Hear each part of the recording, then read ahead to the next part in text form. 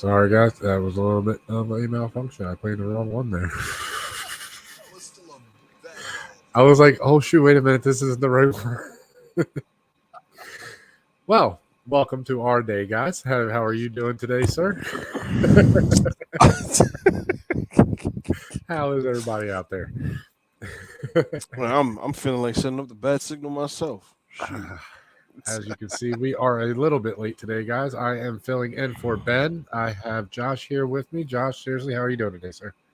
I'm okay. I'm not well lit, but I'm very okay. That's all right. That's all right. We can still hear you perfectly, so that's all that matters, man. We get you. Wonderful. So, man, yeah. So, have a confession. I have not watched the newest episode of She-Hulk, guys. So, yeah, Blasphemer! I know. Stone him! Well, here's what happened. I was watching Thursday Night Football last night, and the Bills were stomping. I mean, stomping on the LA Rams, who just won a Super Bowl last year. And I was enjoying every second of it, but I wound up falling asleep near the end, and that was it for me for the night. I So, completely missed it. yeah. What was the score, 30, if you remember? 31-10. Wow. Dude, in LA. In LA? Yeah, dude. They Oh, came that's out. shameful. The Bills came out and stomped them, man. Yeah. But we are not here to talk about football, guys. But yes, so I have not seen that. But we are going to talk about, I guess, episode 3, right? Sure. Yeah, let's do it. All right. So, well, what did you think about that episode? I mean, I think you guys talked about it last week, right there, didn't you? A little bit? I don't think so. No? Did we? Okay. No, because I hadn't seen it yet. I didn't Ah, watch it until today. Yeah. okay. Well, that's perfect. So then, yeah. So, what were your thoughts on that one, man? The uh, what are we going to call it? The exoneration of Yeah. of People a city versus Emil killer. Blonsky.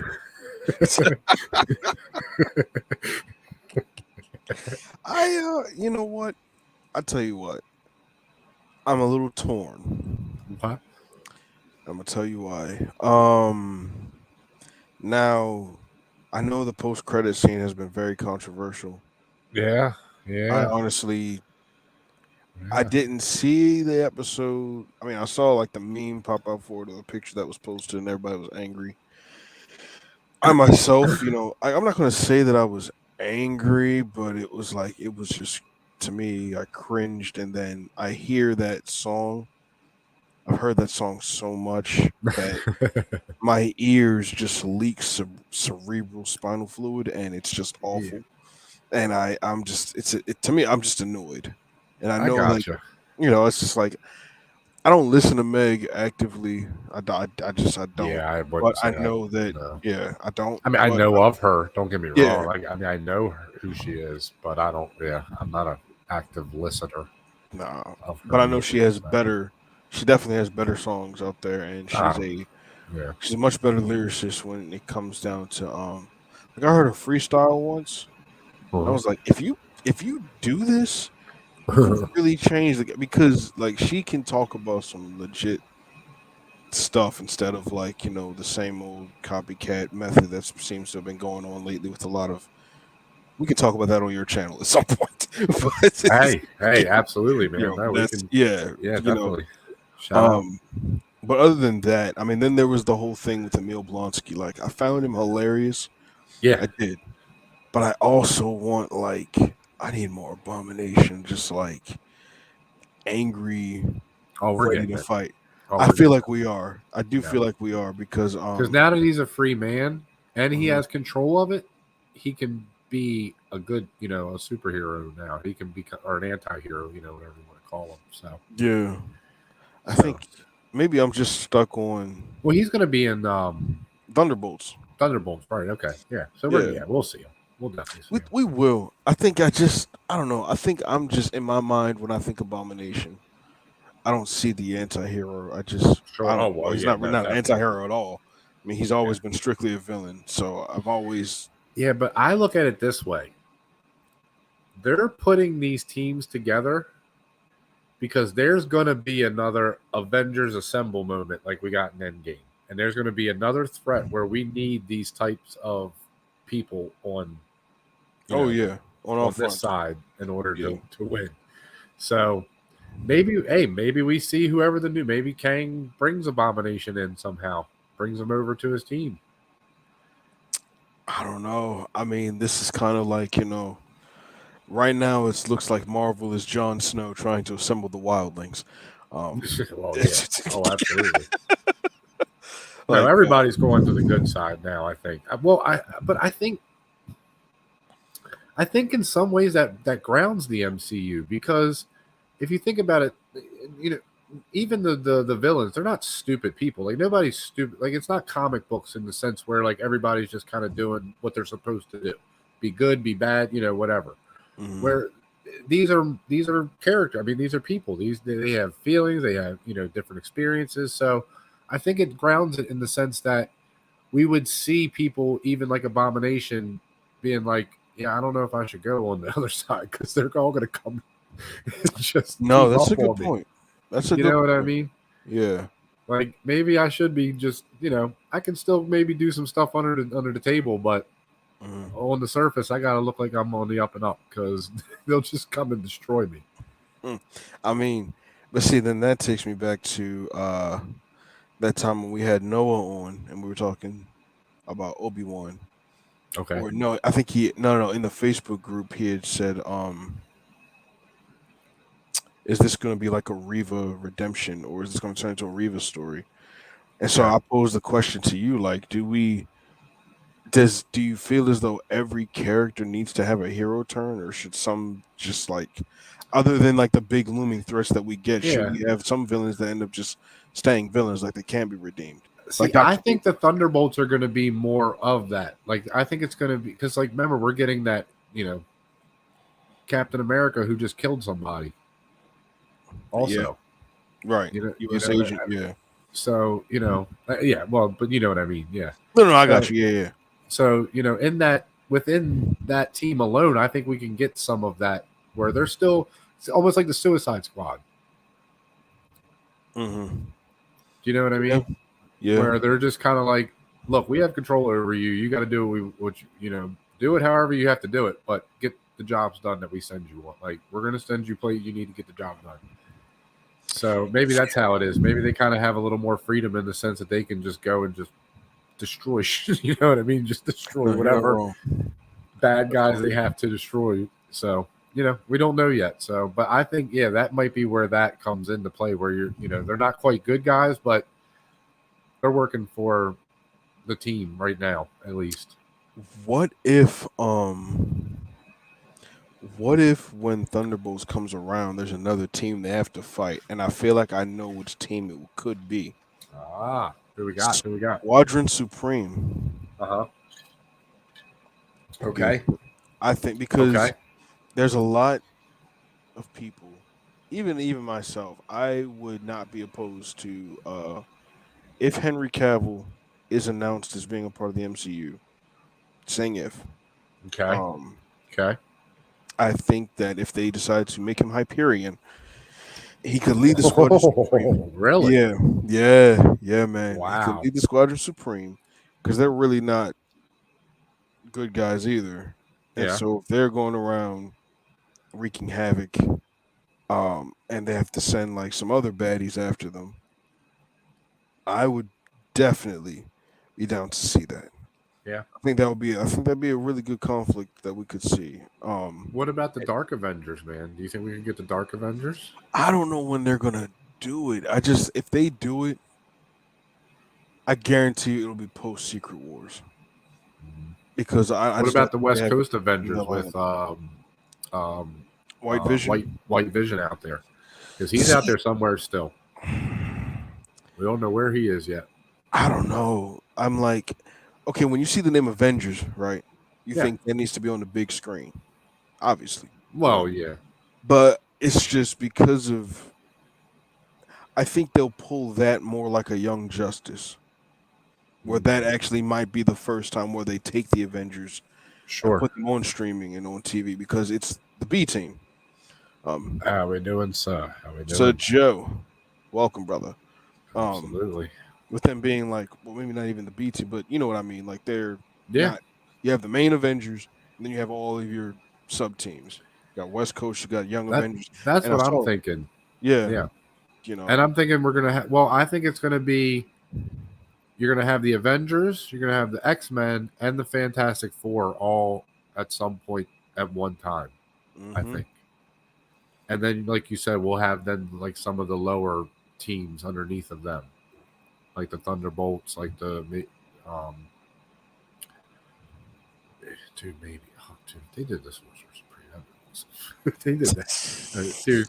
You got me going, man. Like, I'm telling you, man. and Namor isn't like he's coming. I mean, there's Yeah, I'm there's a telling you. lot of stuff, dude. They're trying to open up to. It feels like it just depends on how they do it because they've already done like Civil War. Obviously, is not like the comics at all in any way, Right. shape, or form.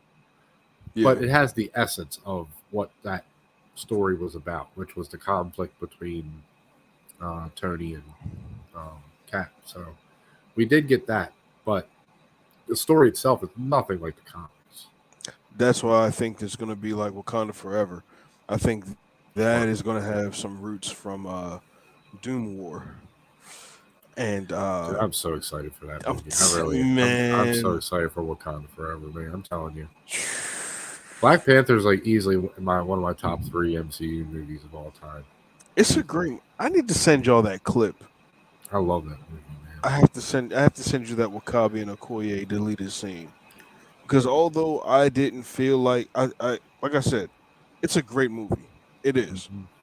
I had some CGI issues, but then there was like the one thing that would have explained Wakabi's turn more, and I think that it would have also solidified for me that this would be a best picture contender for sure. Is that deleted scene with Wakabi and Okoye and how their relationship is and their debate on how they see the future of Wakanda, and it's like the way Daniel Kaluuya and Denai Guerrera just played that. I could literally, I would sit in the bathroom and just rewind. Like, it's so good. I love that movie so much because I love Okoye, Shuri, and Black and oh my goodness, why am I blanking? What is You're name blanking on the name of the prince and the king of Wakanda, T'Challa. Yeah, T'Challa. So them three, they're just their relationship for me is so great, and Queen, Ramonda. It's Ramonda. is it okay? I think it's Ramonda. Okay, yeah. I mean, they're so great together, and then you add Michael B. Jordan in as the villain. It's just I love that movie. I really love that movie so much, man. It's just, You know it's what? one of the better MCU movies.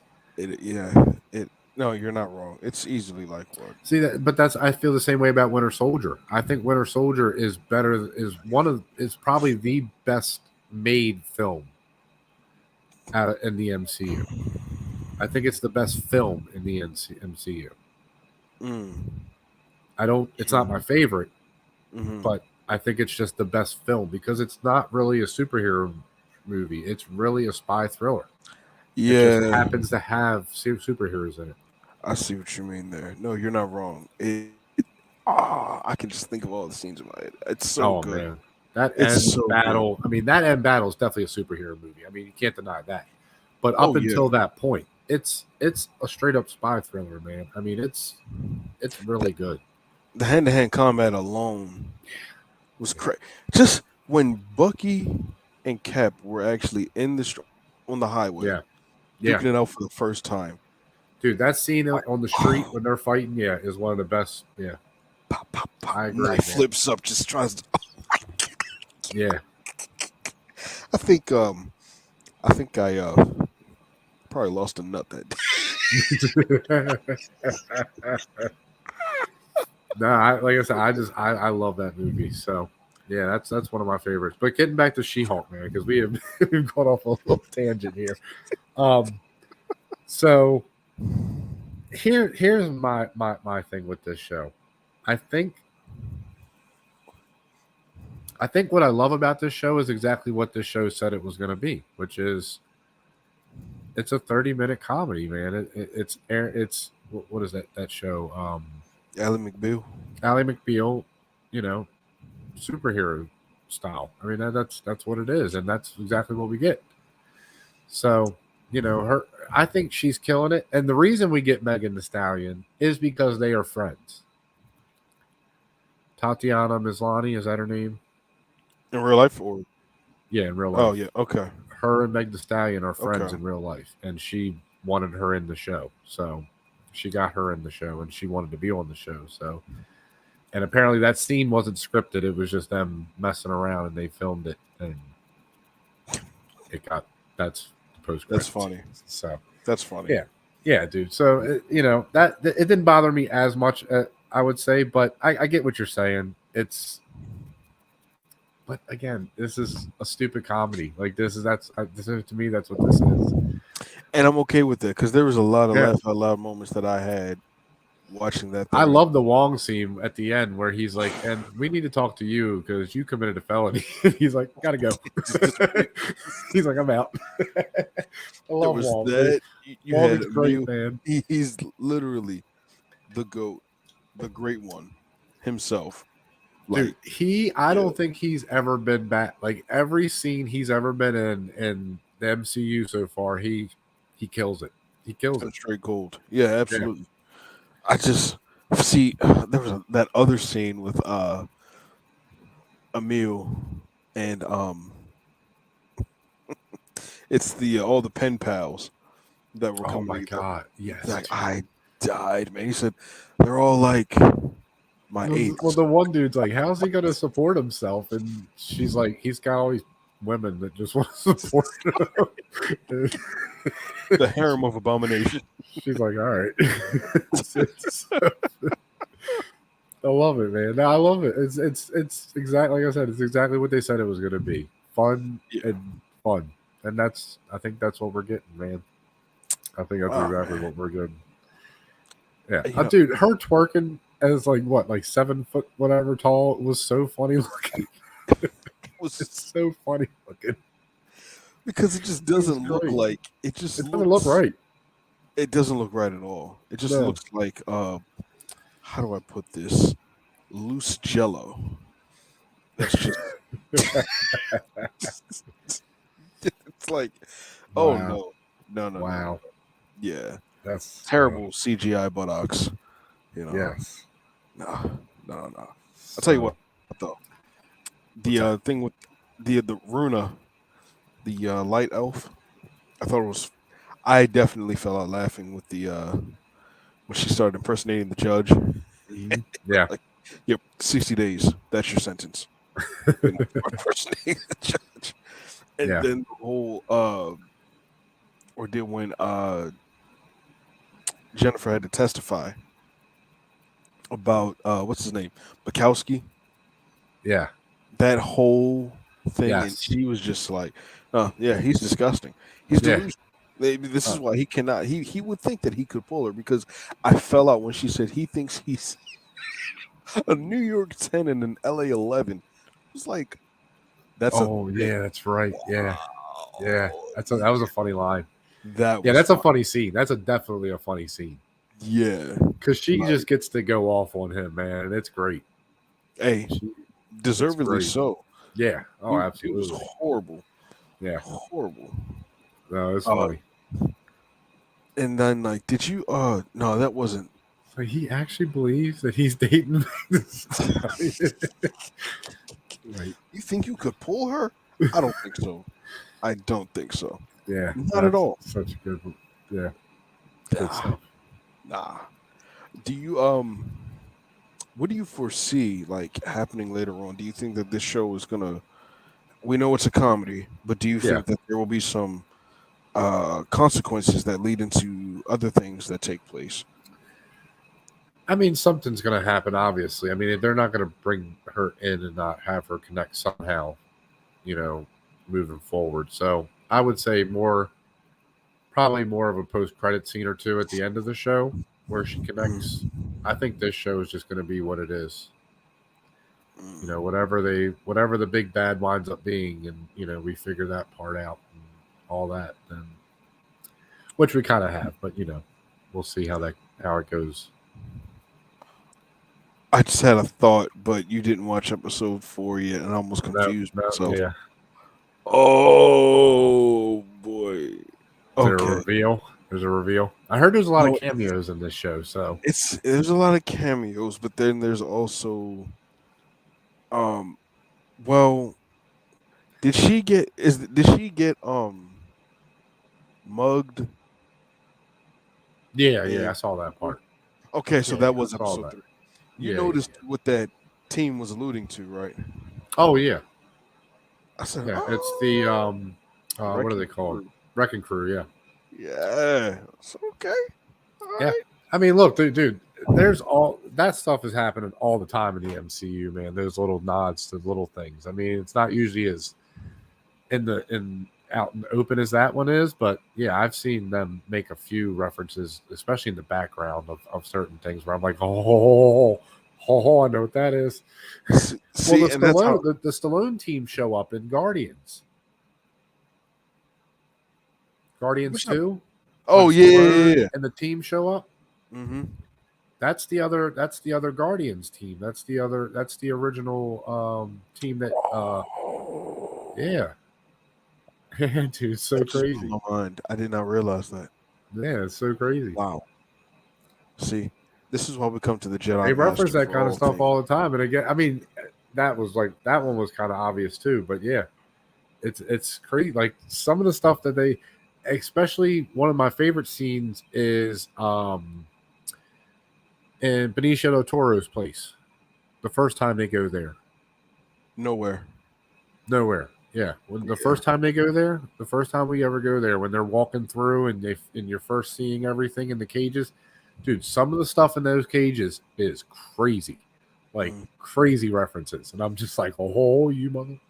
Oh, I did I see there? Oh, I see that. They know what they're doing. They definitely know what they're doing.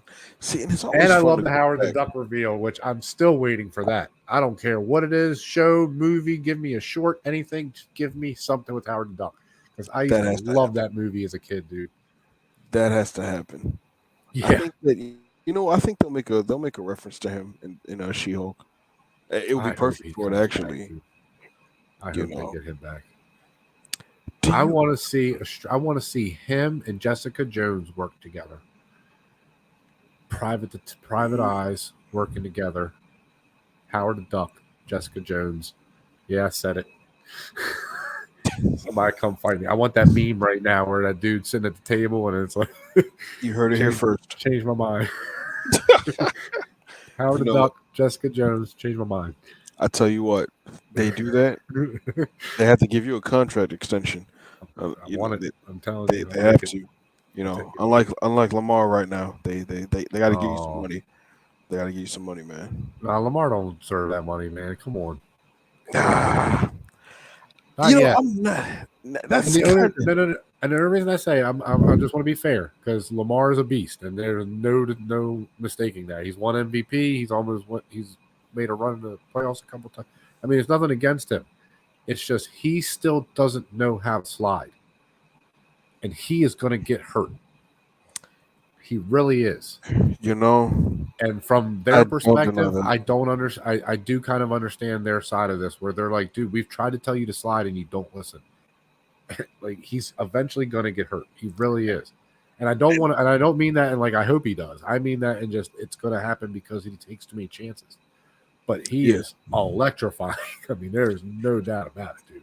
No, you're not wrong. I One just of the think sickest moves I've ever seen was I think it was 2 years ago against the Bengals where he did a spin and made 3 people collide into each other. It was the most insane thing I've ever seen in my life, dude. 3 Bengals collided into each other because all he did was a spin around him. It was insane. It was the most insane move ever. His talent is undeniable. Oh yeah, no, he has all the talent. It's just, all the talent.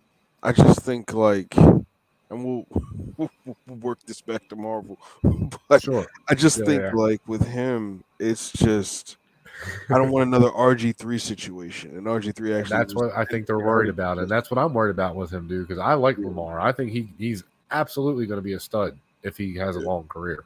I also think he needs to work on throwing a bit more. He's not a But great thrower, but he's good. Look, he's good enough to make it to the NFL. I mean, look, you yeah, don't make it to the NFL and become a starter. exactly. It's not I easy. You know mean, what I mean? yeah, I mean, But I would also like for them to he's a use. better thrower than most starting quarterbacks in Oh the yeah, NFL for yeah. sure. I just wish he would.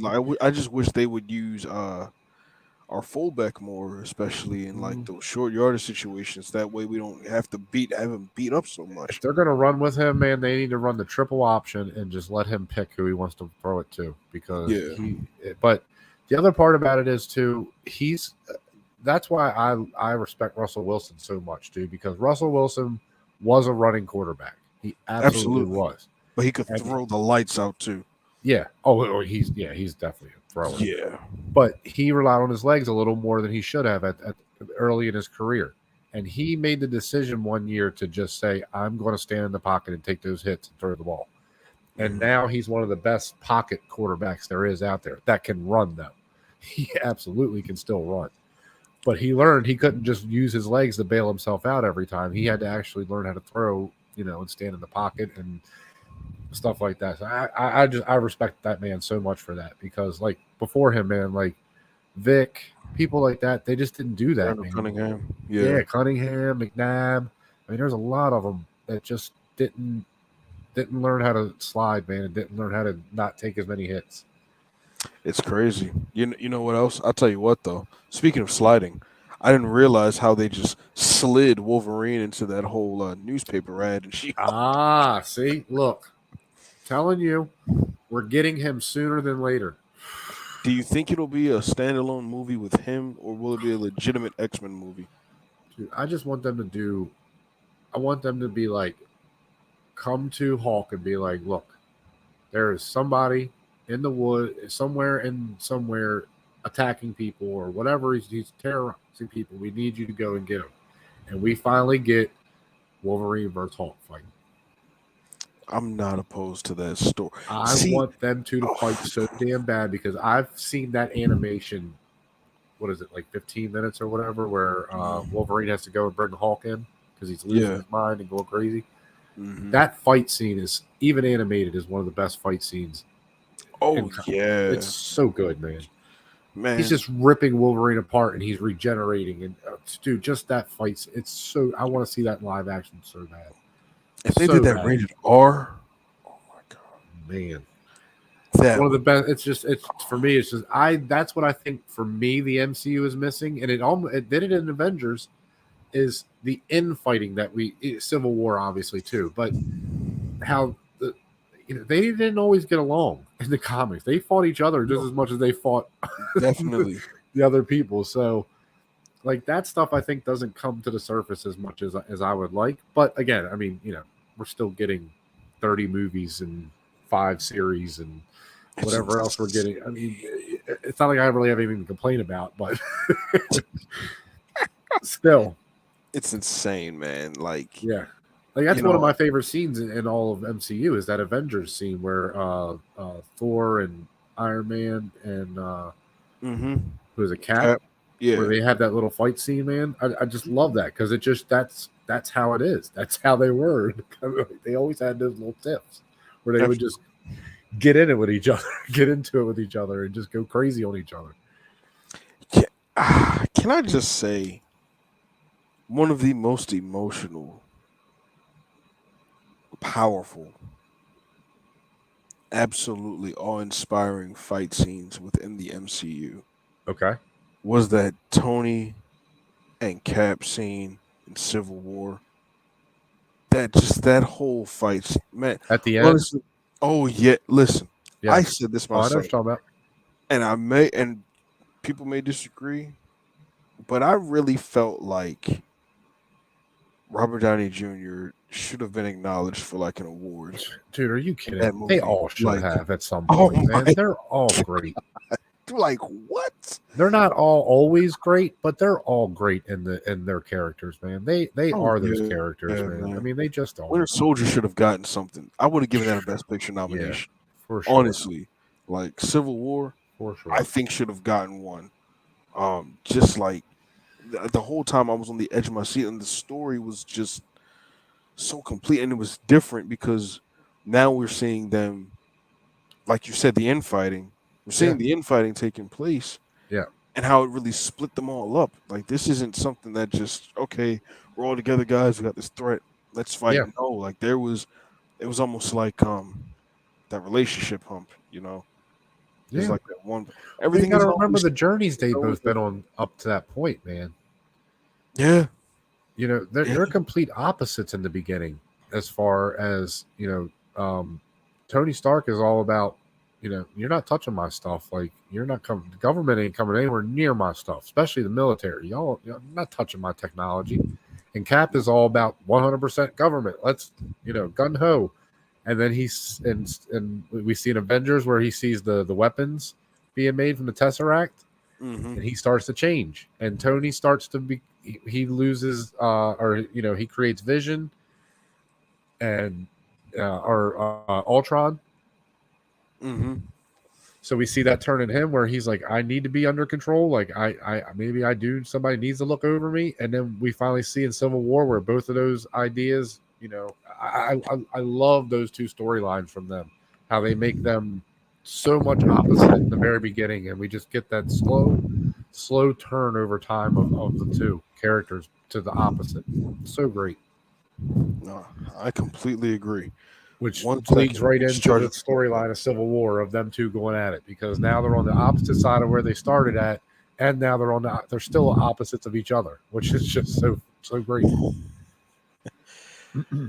It's just like that whole the entire time. I think that Marvel really knows how to show evolution in their characters, and Oh yeah. yep, down here, and like with those main two. So I mean, do you feel like it's really deeply felt that Tony and Cap are missing, and do you feel like that will bring them back? Is that they'll bring them back at some point, or I hope they because don't bring them back. I really don't. I really don't hope. I really hope they don't bring them back. But I do feel like yes, they're missing, in the yeah, sense that the characters feel that they're missing. I Like feel that. you can feel it, especially with No Way Home, and a couple of the especially Falcon and Winter Soldier, Captain America, Winter Soldier. You definitely feel Cap not being around, because those two are both dealing with Cap not being around, and you definitely feel that impact on them. And I think you feel it from and Hawkeye a little bit from Hawkeye, because he's kind of lost now in the world. Mm. Yeah, it's just like there I mean, isn't he that wants to be with dynamic his family, anymore. but you can see as soon as there's a chance for him to get back into the superhero stuff, he's like, "Oh yeah, let's go." Sounds like Tom Brady. Yeah. So it's that itch. Yeah, it's that itch of like athletes say, like, well, you better make sure you're done when you retire, because you're always going to want to go back. Brett Favre. Yeah. Right? Yeah. you know, but it's like man, I just need them to. It just feels like as a lot of people are saying that there's a lot of just random things happening, and like in the Yeah. background, it's like we know things are being tied together, but at the same time, we don't have those consistent character interactions to build something like Yeah. how we had with Cap and Tony Yeah. in the original six. Like there were interactions, um there were conversations, there were rivalries, there were like Huge dark rival. pasts that were revealed to each other, secrets. Like they were really a team, a family that was Oh formed. yeah. And we saw that play out throughout everything, and now it's just everything's kind of scattered, and we're Yeah. just waiting for this entire mob of things just to come back together as one cohesive Yeah. um, unit, and that's what I want. I hope that they Oh, are I able think we're to. definitely getting that again. I just don't think we're getting it with who we had before. I think it's going to be all new people. I think they're, like I said, I think we're in phase one again. I think we're right at Iron Man, Thor, and Captain America all over again. So, who do you see leading the team? If they're smart, in my opinion, you go with War Machine, Captain Falcon, Captain America Falcon, and Winter Soldier as the new big three. Because they're the ones that everybody knows, so they're the ones that people are going to accept more, and people like those characters. Right. So you lead with them, you bring in a few new people, and, you know, like you said, have some other teams. Maybe, you know.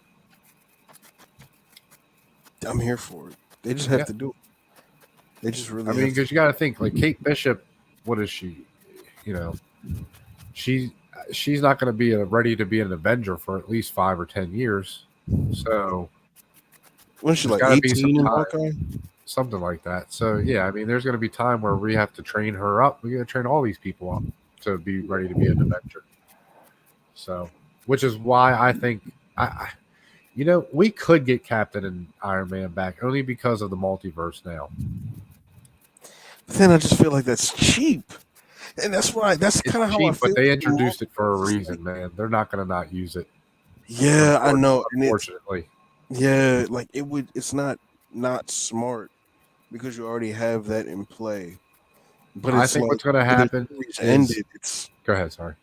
No, it's just the way their stories ended. It's like, well, I'm fine with that. Cap got his happy ending, and obviously, you know, Tony made his final sacrifice, and that's okay. You know, I'm good with that. And so for them to just be like, hey, we're just gonna bring them back just for the sake of it, it's like, come on, guys, really?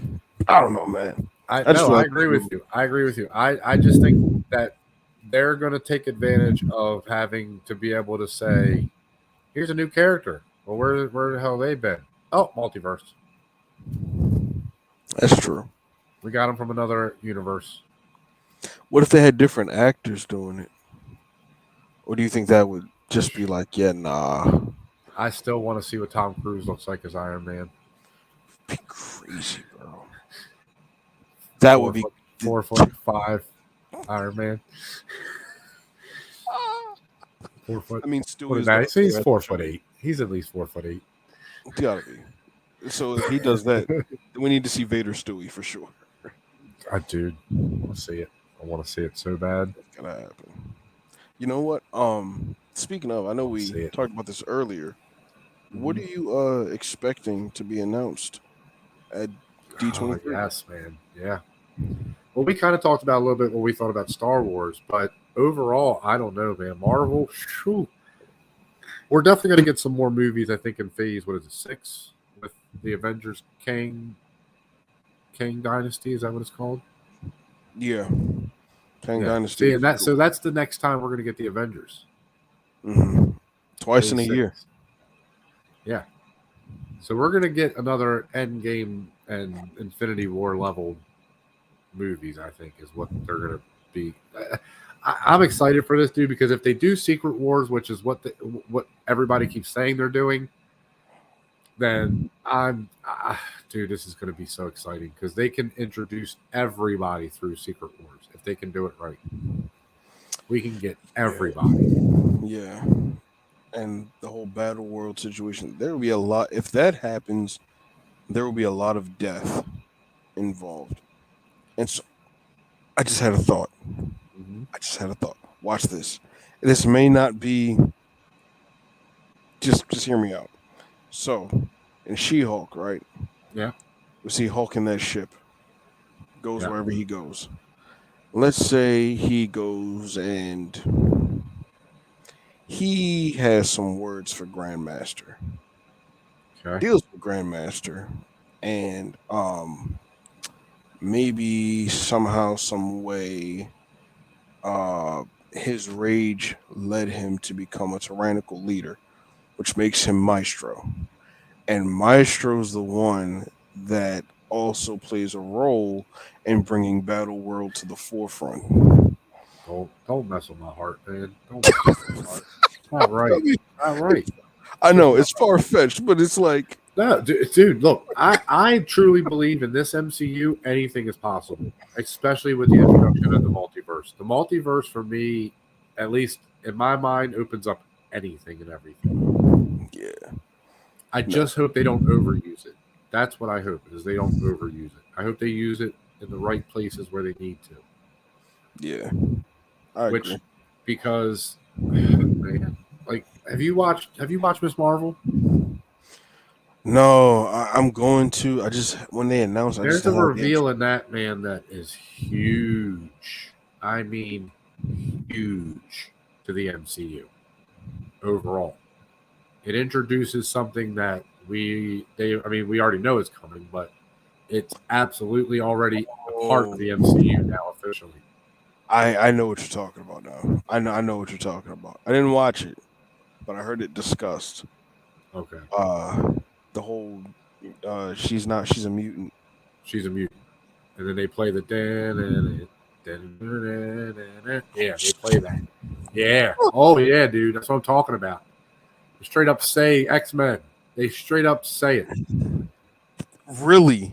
You got to watch it, dude. I love that show. Oh, It's not one of the best shows. Don't get me wrong. Like I'll never like defend it in that sense, but I love Marvel taking swings. Like because without that, we don't. There's no way we get WandaVision.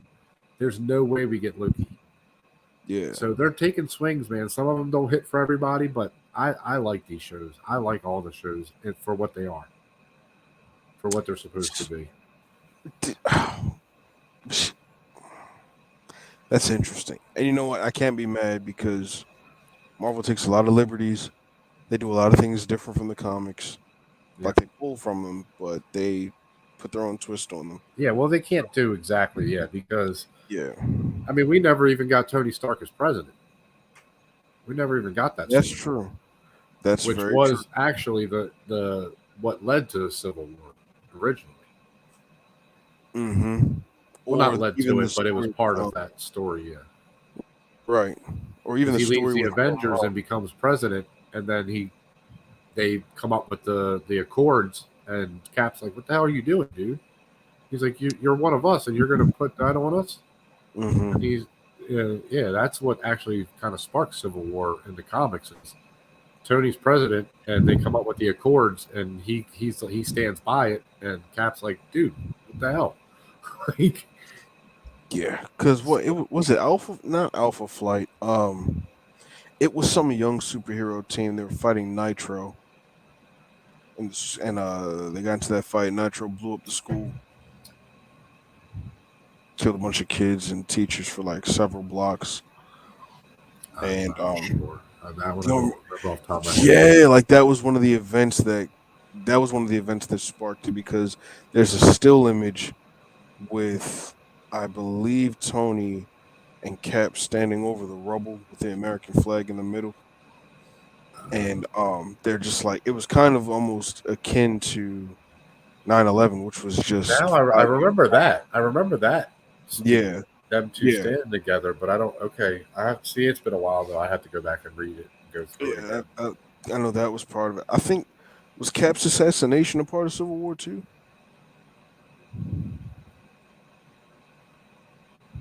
I don't know. I don't Huh. know. I'm trying to remember now. Okay. Maybe it was a Because separate. there's a lot of stuff that happens in Civil War. I mean, there's a lot of different things that come into play. Wolverine is a big part of it. I mean, there's a lot Mhm. of big players in Civil War that Luke weren't in it. Cage was like Cap's second lieutenant, well, first lieutenant. Yeah, there's a That lot of was, stuff. Yeah, they couldn't do in this Civil War. So, see, I don't mind that. They're very creative with what they can do, and that's like I okay. said, Civil War works because they build that um, story between Cap and Tony, where they start off on either side, and then they switch sides, and they're still against each other, and you understand why they're fighting against each other at that moment. Oh And yeah, they have no hate for each other. They have no hate for each other. it's just They the way don't want things are. right. It's just they have a philosophical disagreement. They have a serious ideological disagreement at that moment, Hmm. and it's got to eventually. It's just has to be fought out. And since they're superheroes, they can actually fight with their fists and still talk. Yeah. Can you imagine if? Can you imagine if only our government could do that? Oh my god, That's a whole other thing. dude! That airport scene for me is just. It's still, I think, one of the best scenes in the MCU by far. Oh yeah. What? By Yeah. far. It's easily. For me, it's better than the end game scene still. Over just the interaction of the characters and everything, I think is just for me. It's just so much more fulfilling what we get out of that scene. I don't. It's Look, the it. end game No, seems awesome because we just destroy Thanos. Like there's no doubt about yes, that. but then I would also put this up too. I feel as though the best overall moments that we have in the MCU come between the Okay. first Avengers, Infinity War, Civil War, and Endgame. Okay. Because the first Avengers, like it starts it all, and then we see that camera.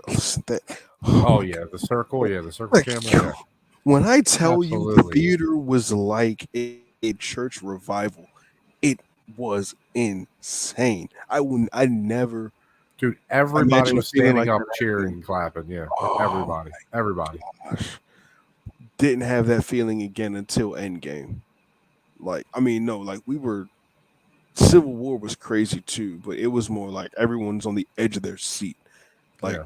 it's just like like you are severely stoned, just trying to figure out what is happening. Then you had Mhm. Infinity War, and one of the moments, like a friend of mine, I remember when he fell out laughing because it was like, usually like when something really cool happens, we end up just laughing and we're just like, what the fuck? We're just like, this is happening. Yeah. When Oh yeah. when Cap and Black Panther were pretty much like sprinting to the border, Oh yeah. Yeah. Yeah. and it's like, Dude. Yeah. That charge up. Yeah. That charge up. Yeah. Is what. Yeah. That's a great shot. Absolutely yeah, a great shot. Yeah.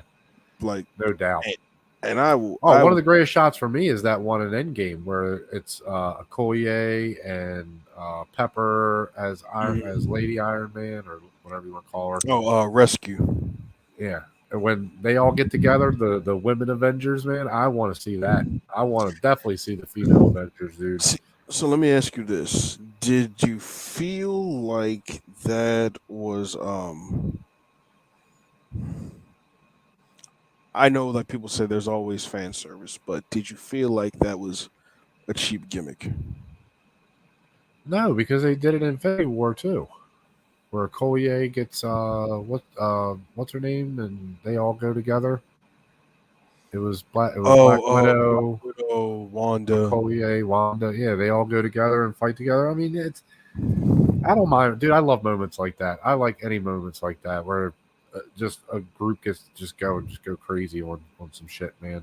They just were having fun. They were just But having fun. And then you had Captain Marvel come in and just destroy Thanos for like 5 minutes straight. look, I mean, just destroy him. yeah, it's It wasn't even fair what she did to him. And nah, that's she was why on that's the bullshit. one thing I don't like about Endgame too. Is one thing I have looked back at that and just been like, man, it's a really cheap trick y'all did by bringing her in right before Endgame, and then oh, she's gone. I just okay. Like she can destroy Thanos. Why wouldn't you be like, no, you're not going anywhere until we take care? Like you stay right here. You're staying right here until we deal with him. Then you can go do whatever the hell you want wherever else you want to do. But you don't let Yeah, her leave. You don't let her leave. No way you let her leave. I don't know. And you're on that scale. You're right. I just never liked her. I did not like her Oh, I character. don't like the movie. I don't like I Captain don't like the Marvel as a movie, movie. and I will admit that. I don't I like feel that. as though that should have been a Hulk moment where I Yeah. think Hulk should have been the one, just one giant leap, just wrecking shop on the ship and just brings it down. That and then get that at least revenge fight. That's what I wanted, Yeah, but and he's maybe not. But he's smart Hulk I know. in that moment. So I don't know if he's got the rage in him to do it. To do that. He should. That vengeance, that's what it should be. Like you put him in this position. My arm is messed up because of you. I Yeah. lost friends because of you. Natasha is gone. I don't know. All right, listen. True. People were Very true. I hated it, but I have to say this though. because I found myself guilty of it too. Okay. When he was angry, when Natasha pretty much died, Yeah. and he launched the bench. There were some people that were snickering because I guess they were thinking like that was random. Now I kind of found myself chuckling a little bit, but I did understand like why he was so mad because it's like, dude, you Yeah. lost the woman you love, dude. Like, I feel you, man. So What do that's why I yeah, really think that should absolutely. He have been a was more of a definitely in love with he was in love with Black Widow, dude. Yeah, absolutely. yeah. I wanted to see more of them because I think she was really that was one of my favorite parts of Age of Ultron because just those two, and I wanted to see more of them. I think there could have been a chance for like a you know how we have Tony and Pepper. That could have been Yeah. more that led into their whole dynamic. Um, I did think we were going to get more of that. I really did think we were going to get more of that relationship yeah, through over time. and it would have felt more earned if we got it even more Yeah. over time instead of just kind of, hey, you know, we're just going to drop this in Age of Ultron. Not saying that because not saying that they, I mean, they kind of did, but I felt like they did it well. But if they spent more time throughout several movies, just kind of, hey, Well, this they is set it up perfectly with she's the only one that can bring him back when he's a monster. it. Yeah, She's the only one that can walk up to him and be like, hey, big guy, calm down." that's it. So And yeah, they it's set it up just, perfectly, so it makes sense. but then they had him just go off to Yeah, Sakaar, and I was just like, do y'all know what y'all are doing with this movie? I yeah, feel like that was too and, soon. But hey, but if that didn't happen, we don't yeah, get Ragnarok. I don't know. yeah. But he It's could have did it after. He could have did it in a different. I think they could have did that in a different way.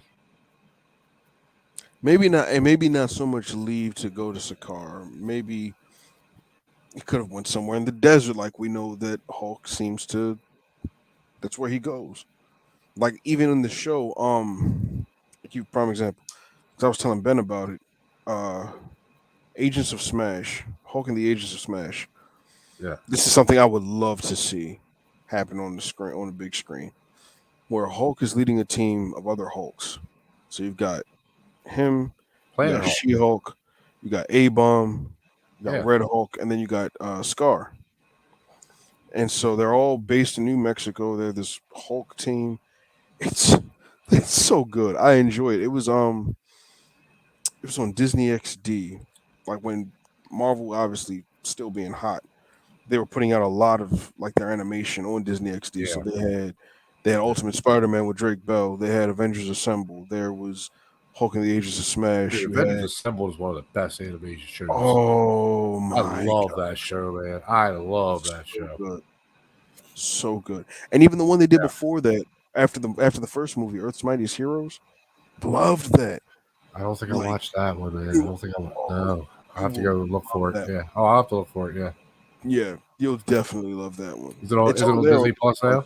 now? Mm-hmm. Yeah. It's Okay. all on Disney Plus. And Yeah. so I loved I all those went back little and watched the Amazing Spider-Man animated series, dude. I watched that recently. the wait. The one from the 90s or I Spectacular think it's nine. Spider-Man? Yeah, I think it's 90s. 90s. I do like that Spider-Man. Yeah. I think that's what it's from. Yeah. It's the older. It's definitely the older one. One of the older ones. Yeah.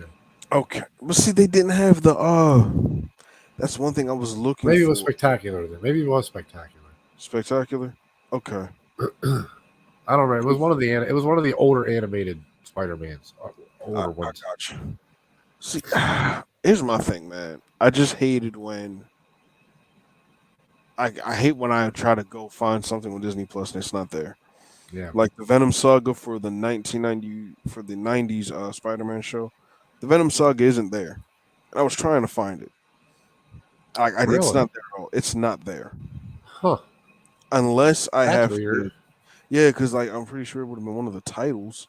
Yeah. At least one of because they all did there were different episode runs that they would have like for overall storylines. It would stay the same title, but it would just be the continued storyline for that particular uh story or season. But I just was like, man, I really wanted to watch that one where he got the black suit and then he's fight. Yeah, I really wanted to see that. Yeah. That'd be awesome. Definitely. You know, See, I want to rewatch the X-Men animated too, because they're doing the continuation of that story soon. That's coming out pretty soon. I got to do that too. Actually, one of my So, favorite X-Men projects is Wolverine of the X-Men. dude, that's I a good show. That's a love good that. show. Yeah, Oh, yeah, I or agree. did I you like like that one. X-Men Evolution? I did not like that one. I'll be honest. I did not like that one too much. Okay. I did watch it, but I see. Maybe I'd have to rewatch it because when I watched it, I definitely didn't like it. And it was when it was out. I watched it. Okay. So it's been that long since I've seen it. Hey, you still got to see that Fantastic Four show. On it's on Disney Plus. It's called Fantastic Four: World's Greatest Heroes. It's only one season, but I love Okay. every ounce of it. And I tell you Okay. this right now, Reed Richards. Uh huh. If they do him right, I mean, like, obviously they have him with his genius intellect, like bar Yeah, none. yeah, yeah. There's a But lot of geniuses in the MCU there now. oh, So I mean, we there's don't. It's not like he has to be like. Yeah, I but got you though, it's his combat skills that are like dude. I He could need be one of the this. nastiest fighters in the world. Yeah, absolutely. Yes, that's what I'm Yeah, saying. I'm like they need to do that because there's like, oh man, there was one episode where he did like, I mean, he could stretch as tall as a building, and he's wrapping himself yeah. around different enemies. He's got somebody in a headlock. He's throwing these punches. And I'm like, they need to. If they do not do this justice, Yep. I'm gonna be so mad. Like, Yeah, dude. I mean, I yeah, need him to. yeah. He Yeah. could be absolutely one of the coolest things to see on like Oh the big yeah. screen, dude. If they do him right, yeah, Absolutely. that could be Absolutely. one of the craziest things ever. Listen, what he turned into a python? Oh my god! Especially like, Yeah, what if the first scene we get is like him slingshotting thing across like a distance into a group of people, and then he just comes in behind them, and then you see the rest of the Fantastic Four behind them. Like, yeah, like the first thing you see is just him turning into that big flap and just slingshotting thing, and then you just see them. That's what I'm saying, dude. Like, I want to see that kind of like that's what I want to see on the big screen, my dude. god, that would be perfect. That's what I'm saying. Just see thing like rolling in like a big bowling ball, Mhm. rolling over people. I would That's what I'm pay saying. to see that, man. Or even if Reed turned himself into like a wheel, he stretches himself out and Right. And yeah. feels. Oh, Oh dude, there's my! so much they could do with him. Yeah, absolutely. It's like you have elasticity. Mhm. There's literally the possibilities are endless with what you could do. Yeah. Endless. I mean, you could really like you could snap limbs. You could turn your body into a living Gamora lock. Like, Dude, honestly. just yeah, you go crazy. You can just go crazy. And like Man, you said, he can stretch himself out to like any really almost any size. I mean, mhm. it's crazy what he can do. Yeah, I need them to do that. I Oh, I would really need them to do. love to do But that. here's the question. I don't think I well, not really so much the question, but here's what I'm thinking. I Okay. don't think Doom gets introduced in the first movie because I think they'll probably take Fantastic Four, maybe make it a trilogy, or maybe they'll stretch Okay. it out over 4 movies. Haha. So See you what don't I think did he'll there? be in it at all? No, I think he'll be in it. I don't think he'll. I Be think Doom he'll yet? pop up, but he will be. He won't be. Maybe he will be because I do remember Kevin Feige saying like they're going to already have their powers. If they already have their powers, then Doom already has His powers. his right. But if they don't, Well, unless they just don't explain how they got their powers. but then at the same time, I'm thinking, okay, so refresh my memory, right? We all know Doom has his mother was a gypsy, but we also know that he's a scientific genius and he was able to blend science and magic. Now, Yeah. did he go with them on that? He went with them on that mission, right? To space. Yeah. Or, yeah, okay. And so that's what kind of started his. But here's the I'm thing, trying to though. remember. I didn't I want to don't go know off if the this is 2005 accurate or Uh-huh. what's that? I What's just that? didn't want to go off the 2005 movie because I remember when they all went Yeah. up there, that's how his skin started becoming like the armor instead of him actually Yeah. Yeah. building, Right. you know. No, I mean that. Yeah, that's yes and no. I mean they could do that if they wanted to, but yeah, that's not exactly what happened. But here's my thing: is in WandaVision when Rambo is walking through, or is it Rambo? When Wanda goes to Sword to see Vision, there is somebody in the background. I can't remember exactly what they say word for word, but basically they're talking about how 4 astronauts got lost in space, or I remember that. or they're not in contact with them, or whatever it is. Yeah. So a lot of people thought that was the hint of Fantastic Four coming, and how I they're wouldn't going put it past. But if that's the thing, then like you said, they already have their powers. Yeah. No, you're right. When we first see them, at least. So then that means Doom isn't going up. Okay. So then Doom's got to get his power somewhere another way, probably. Maybe what okay. What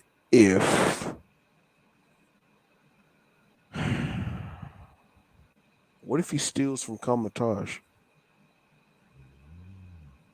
Uses one of his Doombots infiltrates Kamatage, takes like some magical artifact that kind of some piece that he might have needed to enhance his armor and ability, maybe. I don't know. But like we all know he has that Well, rivalry. what if he is there? What if he was in space what if he was in the International Space Station instead? Maybe he's a different astronaut that just happened to be up there at the same time as them. That's fair too. Yeah. And see, I think that they'll do that through like a montage with how they did Incredible Hulk. I think that's how that'll go down. Yeah. I or just it'll be like a quick exposition in the beginning of the movie, like, and this happened, and then this happened, and then now we're here. Yeah. And we're the Fantastic Four, and we all love each other. Peace and love. Now, I don't know. I could see though maybe where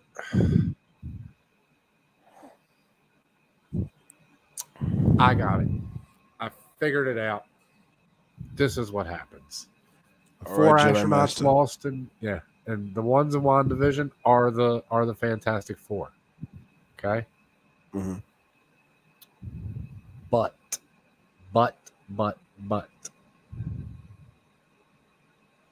when they come back to Earth, they try to figure out how to change them back, or at least the thing. Maybe they're working on the thing, and somehow the experiment goes wrong, and that's what gives him, Dr. Doom, his powers. He's one of the doctors working on trying to cure the thing.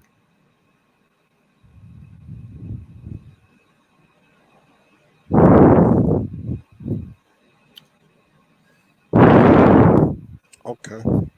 What if they're like in a reinforced room with the thing, and it's just him and the thing, and he's like, you know what? Let's try gamma. Let's go full crazy and just try to blast you with gamma, and then somehow like the whole entire metal structure just forms around him and turns him into Doom.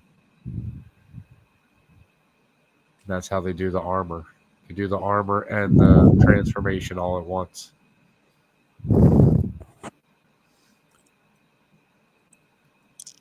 I think my cerebellum just fried for a moment. Wow. No, I'm okay. Okay, I could see that. But see, and you know what's even better? Mm-hmm. That's the post-credit scene.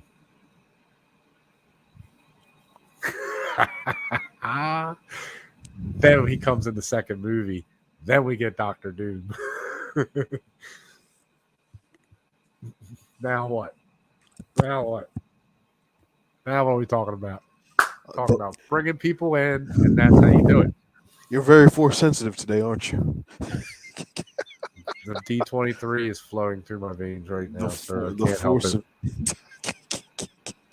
That's not bad. See, I was thinking, and when they announce the live action Lion King 2 Simba's Pride, I need that. the Timon and Pumbaa show live action. Oh my gosh! Like, listen, I'll tell you what. Several points. Okay. Yeah. Number one. I feel like with Fantastic Four, number one, I feel like Okay. Fantastic Four they'll probably deal with the negative zone. They did The already first, announce that, right? Officially, what that they're doing it. that they're doing Fantastic Four, right? That is Oh yeah, official announcement. Okay, I yeah, just want to make sure that wasn't yeah. just like a rumor and whatever. Oh no, that's happening. They're Yeah. supposed to announce the cast at D23. Okay. Okay. The director is Matt Shackman, who literally did all of WandaVision and That's did some right. work with Okay. him. Okay. Okay. So I have heard that. Okay. Never Mhm. mind. Okay. I wasn't sure. Yeah, I think the first one they'll. I'm hoping we see the negative zone. Mm. I want to see Annihilus. I want to see Blastar. I want to see Mole Man at some point. Maybe like a quick fight scene. They're just like, hey, he's Yeah. dealing with them and the Moloids. Obviously, they have some conflict with Namor at some point. To your point about Lion King, I love Simba's Pride. It's so good. Oh, I was just messing with you because of No, the live action. but no. That's garbage. But that second one though. Dare you? Dare But you? did you know they're making a prequel? Did you see that? What?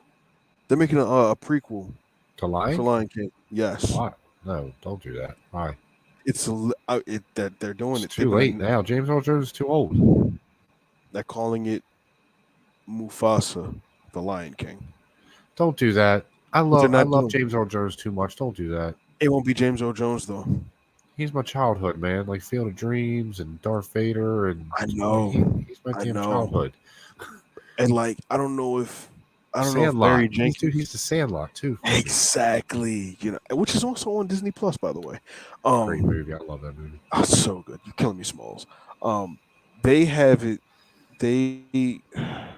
I think Barry Jenkins is still the director for it. For this Okay. prequel. Because when they said that they were doing it, and I was just like, why do we need this? I don't But like I that. do. Though. I know, and I know like I know his story because I read like the children's book when like we saw Ahadi was his father. I forgot his Okay. mother's name. Then Scar, obviously, before Scar was Scar was Taka. And at one point, he tried to get one of the Cape Buffaloes. Him and the hyenas tried to get one of the Cape Buffaloes to kill Mufasa. Like he tried to trap him, but it went wrong. And the Cape Buffalo actually ended up giving Scar his scar. Ah. Yeah. Okay. So, but I don't know how they're gonna do this. Yeah. That's And weird. That's weird. there's this one kid. I forgot what show he's on. They should have called me to do his voice. Not saying that the guy that they selected isn't a bad show. He's good. But honestly, I mean, listen, I was available this entire time. I would gladly voice Mufasa. I would have Oh, done it. I hear you, man. Definitely. I would gladly voice Mufasa. That's what? Come on now. I love Mufasa, man, for the first Lion King. He's awesome. He's amazing. Greatest Like, dad ever. and see, here's the thing about it. He was probably only there for what, the first 20 minutes? 20 15, minutes. Yeah, easily. Yeah, that's it.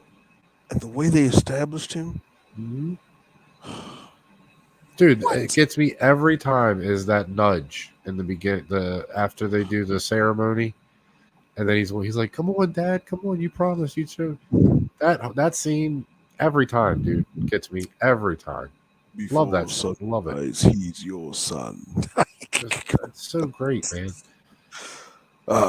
So You great. know, somebody made Everything a the meme. light touches will be yours one day. Yes. It's just, yeah. Come on, man. James Earl Jones. Anytime he's talking, you listen. It's like Morgan Freeman, dude. Oh yeah. It's like Morgan Freeman. When he's talking, you just shut the hell up and you listen because you just want to hear that freaking voice. Yeah. Who said it? I think it was on SNL. Somebody was like, "Can I just sleep on a pillow of your voice?"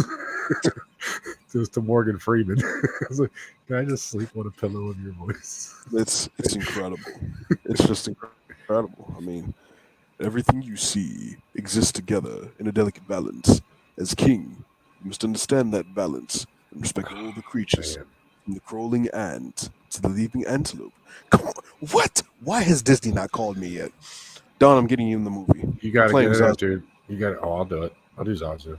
I need you to play Zazu. That'd be Zazu. perfect. Let's do it. So Yes. I'm in. I'm absolutely in. And you know what's crazy now? So we'll see a young Zazu. Yeah. We'll see a young Yeah. Sarabi. Okay. Yep. We'll see a younger Rafiki. For sure. Yeah. I would think so. Maybe we'll Obviously, see Scar. Scar. But like, what other? Yeah, I don't Just know. what else? I mean, there's not really that many characters in Lion King. That's the only problem. There's not really that many. I mean, you see all the animals, but you don't really get to know many of them. Yeah, That'd be the main one. I don't really know. Then Well, the younger there's like hyenas could Whoopi come back as as herself? It's one of the younger hyenas. I am not opposed to that at all. Maybe they're younger. Those three. Yeah. You see, Ed, and Eddie over there. You know what I'm talking about. The dumb one. Which is why, see, I and want to that's see one of my him. I want to see problems. him younger and less mature somehow. I bet you every other word he laughs, or he just Oh, laughs the dude, entire for time. sure. Like he just doesn't answer. He just laughs. It's like he doesn't know English. He doesn't know how to speak appropriately yet, but he'll laugh.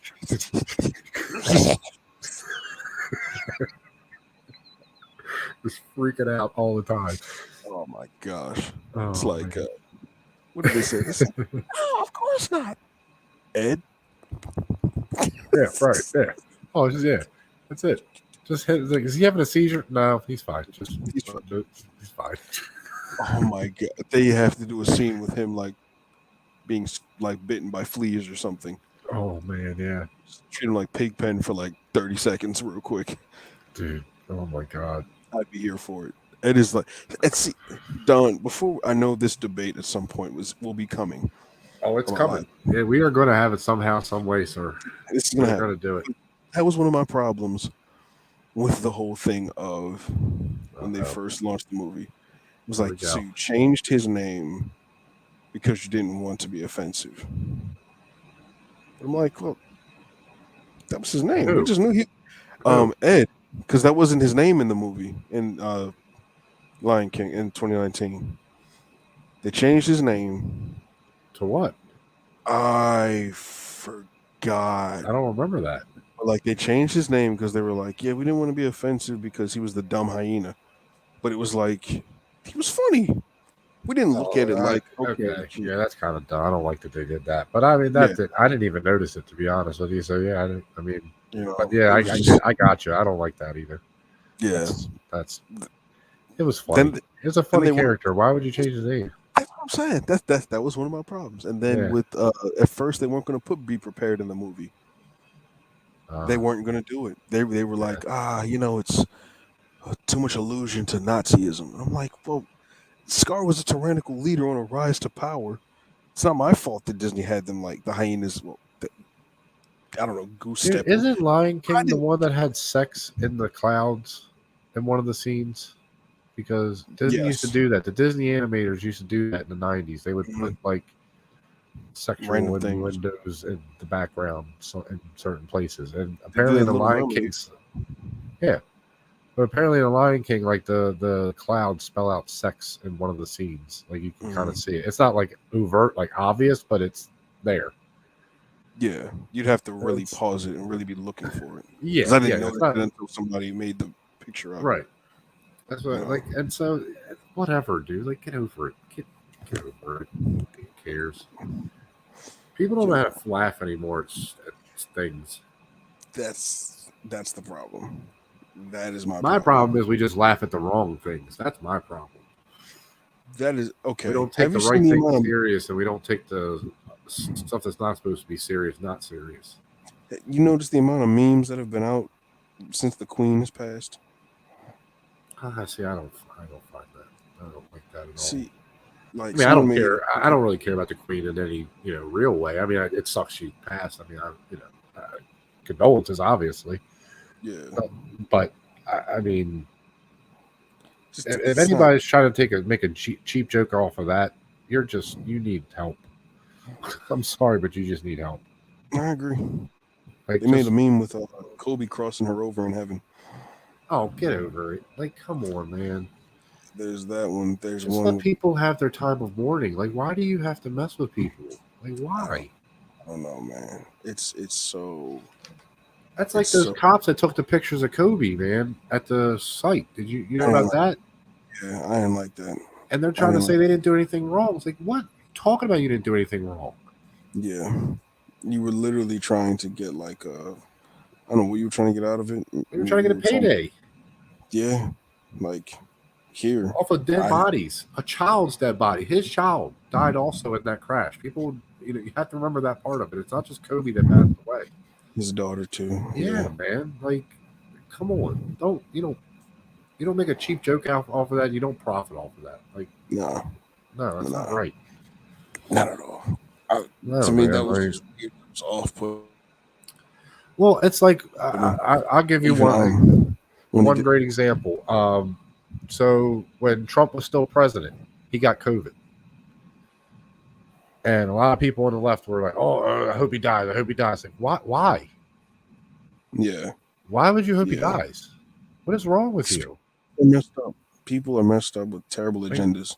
Like, I don't like the guy at all. I mean, I don't agree with him politically, and I disagree with him, but I don't want him to die. That's insane. Like that, I don't understand how you can go that far, like to that thought process. People don't care if you're not on their side or if they're not a part of whatever their agenda or plan may be. It's like, oh no, you know what? We hate you. So you should just die. And it's like, what do you mean just die? Like, no one takes... Twitter is the worst place to take anything seriously. Oh, yeah. Because people take... There was another one, the Queen. It's just her picture. And under it, eliminated. Like, what? Yeah, like, I'm just... Like, I'm not laughing at any... I'm just, like, in shock because... And I shouldn't be, because I see half of this stuff, like, all the time, but it's like... Yeah. But it's why, just cheap. God? It's cheap thrills. I don't like it. Yeah. I don't know, man. I don't know. You want to watch Pinocchio? On to a lighter subject. I started watching Pinocchio last. No, not was it last night? No, it was the night before that. It was at like 3 a.m, so I fell asleep during that too. So, how were you feeling so far? I have not finished. I mean, I got to where he was. He's with Stromboli. He's in the cage. Who's playing Stromboli?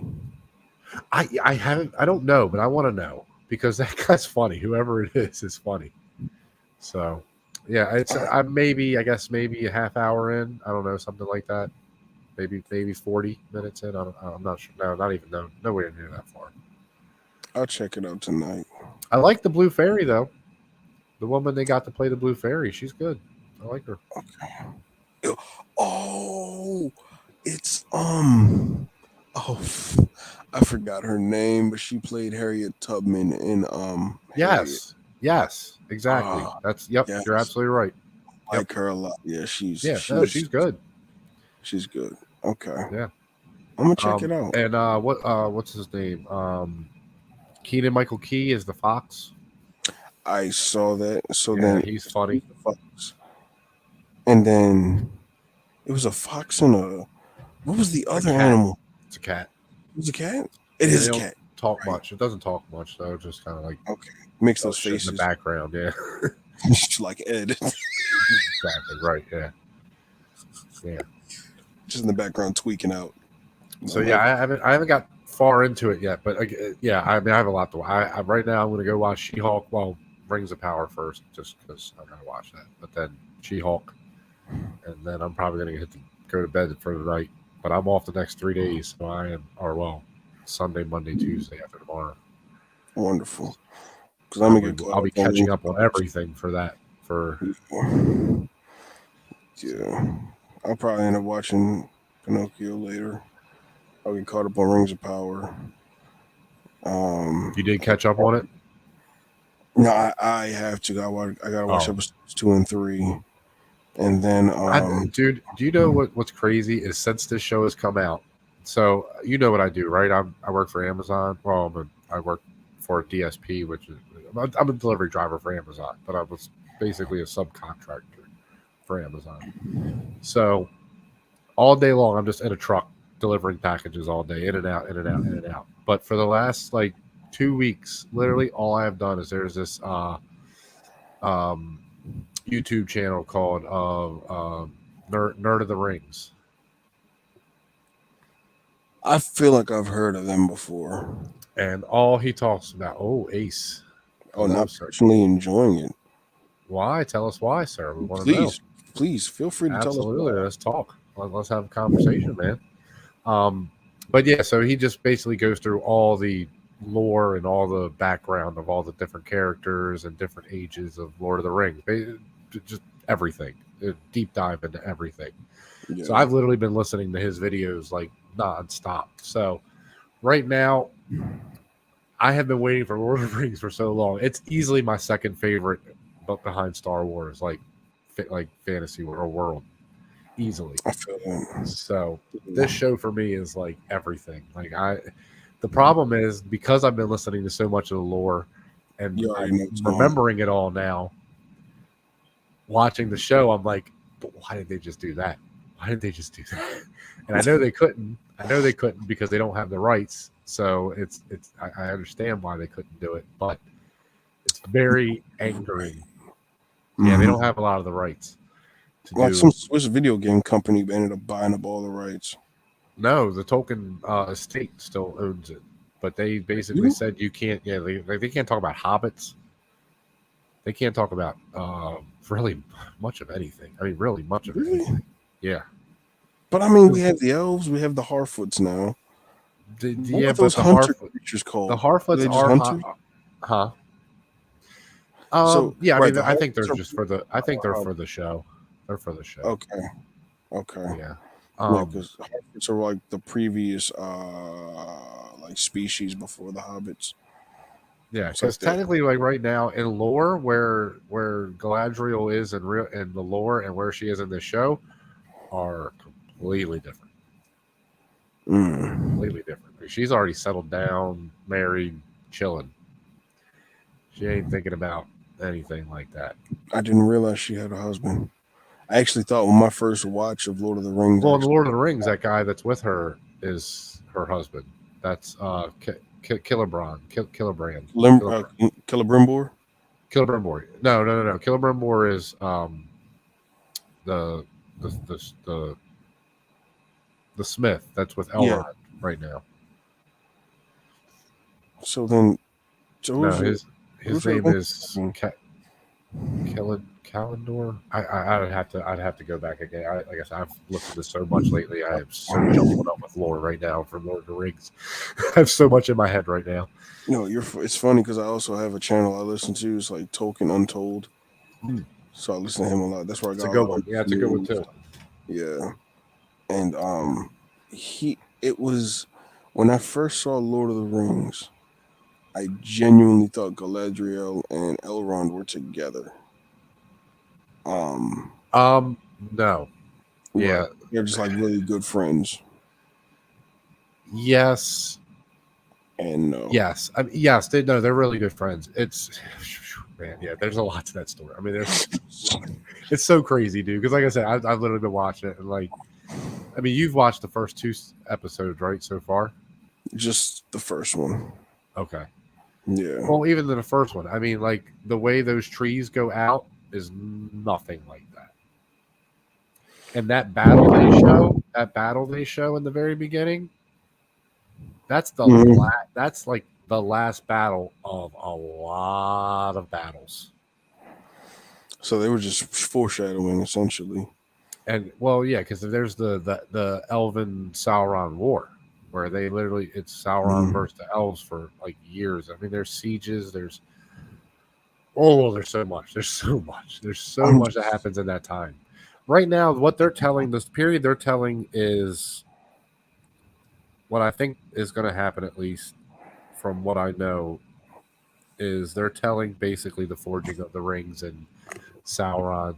They're going to tell up to that battle of the beginning of the Lord of the Rings, basically. You think,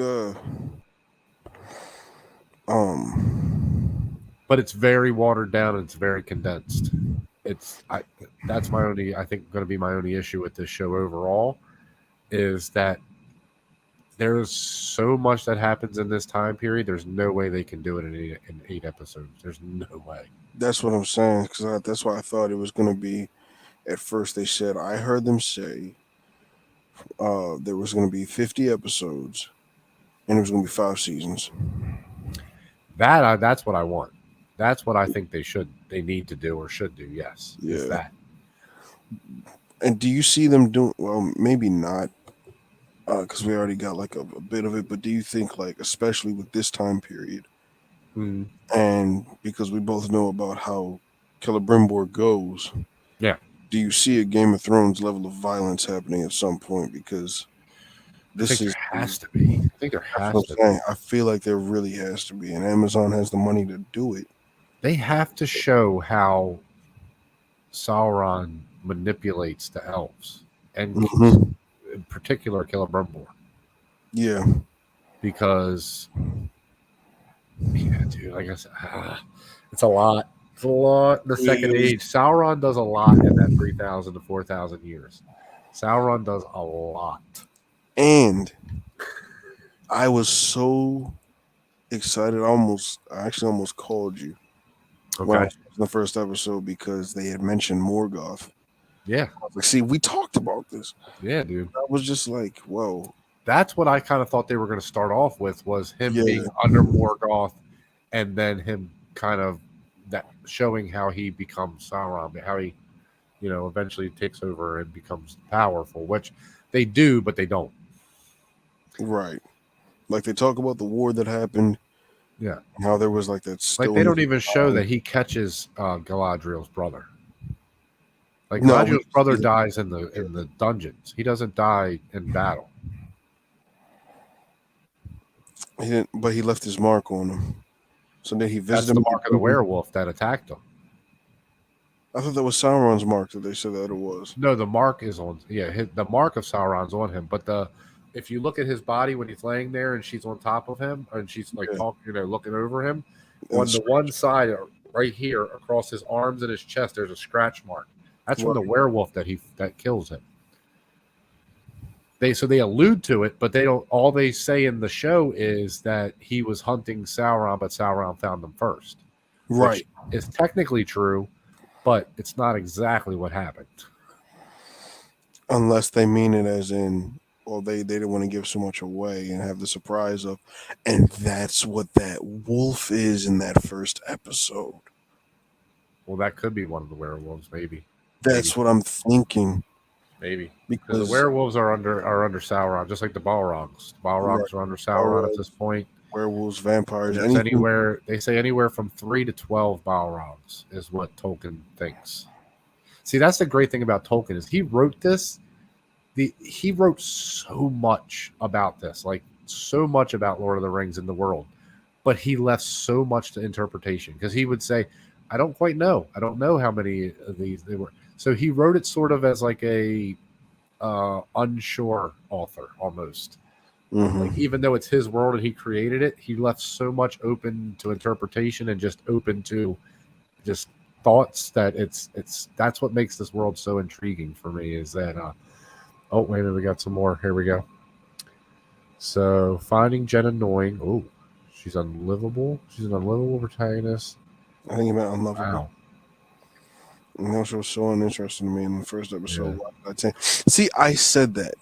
I did not think that about the first episode. It just was random place. Jen. Okay. Here's my issue with Jen. There's only one issue I really have with Jen. I haven't minded everything else other than that debate she got into with Bruce. Yeah. And she was saying, like, with everything that she deals with, she knows how to control her anger infinitely more. Yeah. And I'm like, let's slow down for a bit. The dude tried to kill himself before. Is the embodiment of all his rage and trauma from his childhood. Yeah. Not gotten that illusion yet because we haven't talked about that as in the MCU yet, as far as what Bruce went through as a kid. But there is precedent where it was like, look, I put a bullet in my mouth and the other guy spit it out. Like, I hate this split dual personality. Yeah. Oh I yeah. live every day with this rage within me. And he also says in the first Avengers movie, I'm always angry. But he just does his best to not show it. He just keeps to himself, stays out of stressful areas and situations. So I wouldn't say she knows how to control it more. It's almost like, maybe your genes were enhanced to a point where it's like, okay, you just have better control, and that's okay. Yeah. Yeah. But Yeah. don't sit here and say like, you know how to control your anger more. Now, I'm not saying that her reasons for her anger being controlled are invalid. They are very valid. Sure. I just think that like Bruce has dealt with much more that causes him to But she have doesn't know that, so I don't think her comments are as like damning as that, because I think she's saying it from an innocent point of view, like not knowing that about him. So then why does Bruce not? Maybe he just doesn't be an asshole. Or it's just Yeah, I don't think he's. something Yeah, I think Ruffman he's said. just because he kind of makes the face like, all right, whatever. Yeah, Yeah, like I he got kind of like, okay, all right, I'll give you that. Like, and he's not. Yeah, he's not. Yeah, I don't think he wants to in that moment. Yeah, it's I not mean, we about all know. We all know. we know, So right. It's not like a whole pissing contest between who's no, angry. but you have to remember they are also related. So there Right. is that family just kind of rivalry thing where she wants to be better than him. Mm-hmm. So she's in that moment to me, she's also just kind of being like, yeah, but I deal with stupid stuff all the day from men. Like I can deal with this. Where he's like, you really don't understand, which we know she doesn't really understand. Mm-hmm. I think that's more let onto the audience as you have to kind of know the history of the two characters to kind of understand where she's coming from with that. I think. You're not wrong. You know what else You I know think? what I mean? Because I think you're right. Yeah, like definitely he's been through a lot more. We know that. I mean, he's seen his friends die. He's saved the world. I mean, yeah, Thanos castrated. yeah. I mean, so much. I mean, yeah. So, but she's just kind of like in that moment, like it's the rock throwing contest. It's that for me. You know, and it's more of her just kind of being like, I'm. This is natural for me, where you had to learn, Mm-hmm. and I think That's that's true. more of what it is. But hey, Yeah. I mean, who knows, man? It all depends on where they take this. Ace, I mean, yeah, I get where you're coming from. The Tatiana scene didn't bother me that much because I think they want her to be like a. I think she's supposed to be like a influencer, like a TikToker type, like super villain, where she just does crazy stuff randomly for no reason. I think that's what they're doing with her. Again, don't hold me to that. That's just what I've kind of heard. So I'm thinking maybe that's what it is. Is she just kind of took an opportunity to go Just crazy? does things for attention. But Yeah. okay, I will say there was another problem with that scene though. Okay. As much money as Marvel makes, Yeah. that kick looked awful. That kick looked so. That's It fair. looked like something straight out of Power Rangers. That's fair. That's fair. Hold on, we got some more comments here. Let's see what we got. Why is Doctor Who in House of the Rings? Oh, come on, come on. And he also played more. No, Morbius was Leto. Wasn't it Jared Leto played Morbius? Yeah, Jared Leto was playing Morbius. Yeah, that's not Doctor Who. He's talking about Matt Smith, I think yeah. I think that's what. Yeah, villain he's LeBron. in House of the Dragons though, isn't he? He's not in Lord of the Rings. Oh no, he's not in Lord He of the said Rings. House of the Rings. That's why. That's what confused me. House Yeah. of Dragons. Okay. Yeah. Okay. All right. I agree with that. I also found it lazy writing how Jen got her powers just by pressing her arm together with Bruce's. In the comics, there was a whole failed mafia hit and such and such. Yeah, That's fair. sure. A random spaceship appears, and all of a sudden, Jen rubs arms with Bruce, and she's a Hulk. Okay, how about this? That I don't understand either. Is where I mean I know where the spaceship is from and I know what it is, but where did that come from? Like what was the point of that not showing the reason behind it in the show? Like I don't understand that. Yeah, Like I don't get the point of showing the ship show up and then being like, "Oh, well, just don't worry about it." Why? Why would we not worry about it? Yeah, no, I get that. See, but here's the thing: to that whole to Ace's question, right? Yeah. Now this may get a little graphic here, but it's just the Oh, best example I can think of at the moment. okay. With their blood exchange, think of it like I'm not trying to be funny, but like seriously, think about it. It's like HIV, right? You got to have that some That's sort of kind of what I was thinking that too. transferable contact like that. Not to mention, like he said, they're related, so I think their blood's probably close enough where it just assumed it was still him and just kind of bonded anyway. Do you know what I mean? So, So you're saying her blood is symbiotic? well, okay. Why not? Why not? Why Can you not? imagine that? Venom Hulk finally. Oh my gosh. So yeah, I get what you're saying though. It's definitely yeah. That wasn't the best for me. I will admit that. That wasn't the best way to explain how she. I think the better way is that after the car crash, he has to do a blood transfusion for her. I think that would have made a lot more sense. That'd have been better. He just for whatever reason she's about to die, he has to do it, and then that's how you know. I think that would have made more sense, but I don't yeah, disagree. Yeah, I oh, definitely. he's got another one. Give me a hold of some of that. Give me a hold. Yeah, right. Hey, you ain't lying there. I Sell want them some. just a drink. I'm telling Yeah. you, I'm following Bruce everywhere he goes from now on. If that's the case, Oh my gosh! You know what's crazy? I'm Now that following we're him talking everywhere. about that, Stan Lee is a Hulk. What? I'm gonna tell you why. I'm gonna tell you why. So remember in the Incredible Hulk, where they were in the factory, and Bruce cut his hand, and his blood got in the bottle. Dude. Stan Lee drank the drink, and he's like, "Wow!" And he drops it. He's Oh, if they did. Oh man, if they should have did that while he was still around, that would have been that'd have been so. awesome. Just That him would have running been the greatest cameo ever. like Well, he already cameoed as one of the Watchers. he did, but you know what? Stan Lee could be like, he could be anything. He could be anything in the MCU. Literally Yeah. anything. He's been a pilot. He could be a main character and then come in as another main character, and nobody would say anything because it's Stan. Nobody would blink. No one would blink. Like Stan Lee's back. Like, yep, that's absolutely what I wanted. He's the multiverse. Yeah. Stan Lee, new Hulk villain confirmed. Dude, if he's Red Hulk, oh my! Stan Lee is Red Hulk. Can I tell you how badly I need a Red Hulk to show up now? Like I've been wanting Red Hulk for so long. I know. I've heard you talk about it a few times. Oh my goodness! I think he should be one of the Thunderbolts. That would be awesome. He should be one of whoever they get to play. You know what? They should have made Stan Lee somehow the man in the chair for somebody. You think so? Yeah, I think that would have.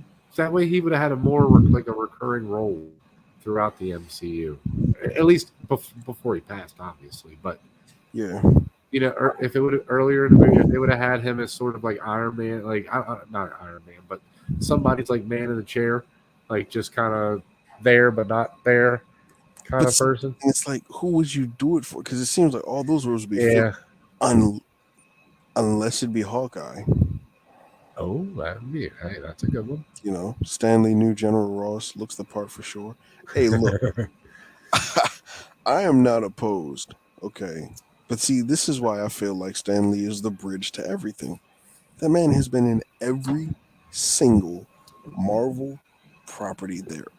At like all of everything. Everything. He's even made appearances.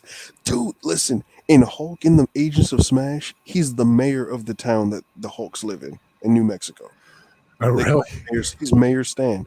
It's like that's awesome. It's the best thing. That's even awesome. Yeah, that's crazy. Yeah. See, that's one of my favorites. Is the hell's his name now? That's the mayor in Family Guy. Oh, Adam West. Adam West, dude, that's one of my favorite. He's hilarious.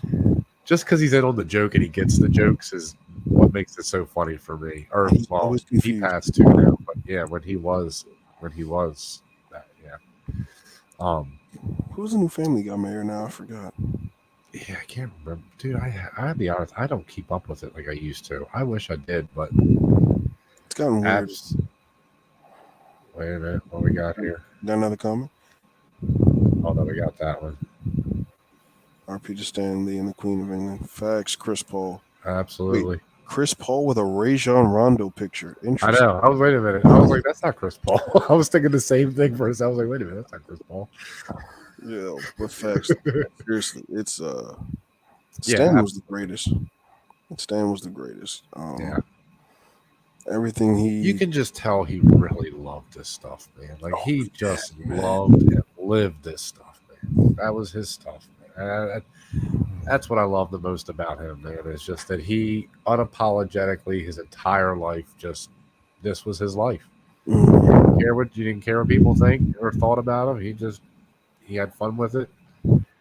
And finally, I just love that he finally got to see the time in history where it became cool to be a nerd. and be that type of person, man. Agreed. You know what I mean? Just think, how awesome would it be for a person like Stan Lee creating all these characters, you know, as a younger man, and then eventually you get to be in the movies about these characters, and like being like, I would be so like over the moon. Like that would be the most insane thing ever if I have that. Like I created that character and I'm standing next to him. Like that's so awesome. Like come on. I tell you what though. For me, it's He's banned. He's banned. That's it. After this one, you're banned. Chris Paul. To save. You rock, man. Hey, that's listen. Right. Hey, you're welcome anytime, man. Take those Phoenix Suns to the championship, man. Exactly. Like take them and win. Like let somebody else win other than damn Lakers. And how do you think Stan Lee would react to She-Hulk? You know what? He'd be fine with it. He would be fine with it. He wouldn't care. He wouldn't care. He would probably say "Make love, not war." He would have probably been. The cameo in that scene if he was alive. He would have probably been the one twerking with him. Oh, yes, he absolutely would have been in that. Yeah, there's no doubt in my mind. Y'all better pick up Stan, man. I'm telling you. I prefer to say CP3. Not CP3. Yeah. Oh man, you know. Hey, listen. I mean, he could be C3PO. Hey, I have no problem. You know, not at all. I just, I feel like if Stan Lee, I was just thinking about this. What if he had like one moment in the MCU similar to how he did in not so much a funny run, but it was more dramatic. Kind of like I think it was in Spider-Man 3 or was it Spider-Man 2 when he was talking to Peter and he was like, I know it was just the one line, but he said, sometimes one guy can make a difference. Yeah. No, I got you. Yeah. I think like if he had a moment where he could talk to Cap. I can see. I can see. If he had a moment where he could just talk to Cap, especially during that time, or you know what? If his cameo was during that meeting that they had, and in the beginning, this is what he said. I've been choking the files. Yeah. You know what? Exactly. You have a good night too, Chris Paul. We appreciate you, though. Absolutely. That's funny. You better stop choking, man. Stop choking. Gotta bring in a win, bro. You gotta bring in a win. Can't have it anymore. Hey, man. Hey, like the video. Leave a comment too, man. Absolutely. Yeah. Yeah. Absolutely. This is great. Like, share, and subscribe, everybody, please. It helps out so much. Helps out so much, guys. We're trying to get to 100 still, guys. Yep. Where are we on? 72? 72. I saw today. Yeah, I looked at it today. Yeah. Yeah. Let's grow this. Oh, and it's good. I've been sharing some of the clips we did. I saw that, man. I like that. Yeah, on some of my personal socials. I put one on TikTok now. Mm-hmm. Hopefully that'll do something. We got a couple people that like that video. Sure. So direct people to the channel more. So I'll just keep making these clips. Definitely Yeah, like guys, this. and we want any input from you guys. If you have any comments or anything, leave it on the videos. Leave it in the Facebook page for us. Yeah, We or want to ideas know of things your. you want to see. Yeah, I mean, we want to build this with you guys. I mean, it's our channel, obviously, but we want to build it with you guys. I mean, that's you make it go. Much appreciated, Ace. Absolutely, Much absolutely. appreciated. You know, you truly are a top gun, man. Thank you, He's man. We appreciate it. Absolutely. a true flying ace. We definitely appreciate it, man. We have a lot of fun over here, man. Check out a lot of our other shows, man. We have some good You know stuff what? going on right now. He has to stop by Sunday. Yeah. I know Sunday is going to be like the conversation. Yes. The That's the title of the video. The conversation. Absolutely, man. No, especially it's gonna be all four of us, so it's gonna get even crazier than this, guys. Me and Josh have fun together. Don't get me wrong, but when all four of us get together, we can have some crazy conversations. Listen, it's like it's the Mary, Pippin, Frodo, and Samwise. Absolutely, man. No, we have a good time here. We have a great time here. Yeah, So we love making this stuff for you. you know. Well, Yeah, I was gonna say, Josh, is there anything else you want to touch on, man? What just know we have like two new Pixar movies coming soon. what's that? One's called Elemental. The other one is called Win or Lose. Win or Lose. Yeah. Okay. Have we got any information on what they're about or anything like that? So Elemental is about. It'll be directed by Peter Sohn, who did The Good Dinosaur, which I enjoyed more than most people did. Actually, I like that movie. Yeah. So here's from Deadline. Disney's Pixar today named the lead voice actors for its upcoming animated feature Elemental. The film's director Peter Sohn and producer Denise Ream, who previously collaborated on The Good Dinosaur, announced the castings as they brought to the stage Mamadou Athie from Jurassic World Dominion and Leah Lewis from Nancy Drew. Inspired by Sohn's childhood in New York, Elemental journeys alongside an unlikely pair, Ember, played by Lewis, and Wade, played by Athie, in a city where fire, water, land, and air residents live together. The fiery young woman and the go-with-the-flow guy are about to discover something elemental, how much they really have in common. The idea for Elemental started with my parents as an immigrant to the U.S. from Korea in the 70s. They had no family, nothing. But they managed to create life here in New York, Sohn said in introducing the film. And just like them, many people have left their people and families to new land with hopes and dreams, all mixing into one big salad bowl of cultures, languages, and neighborhoods.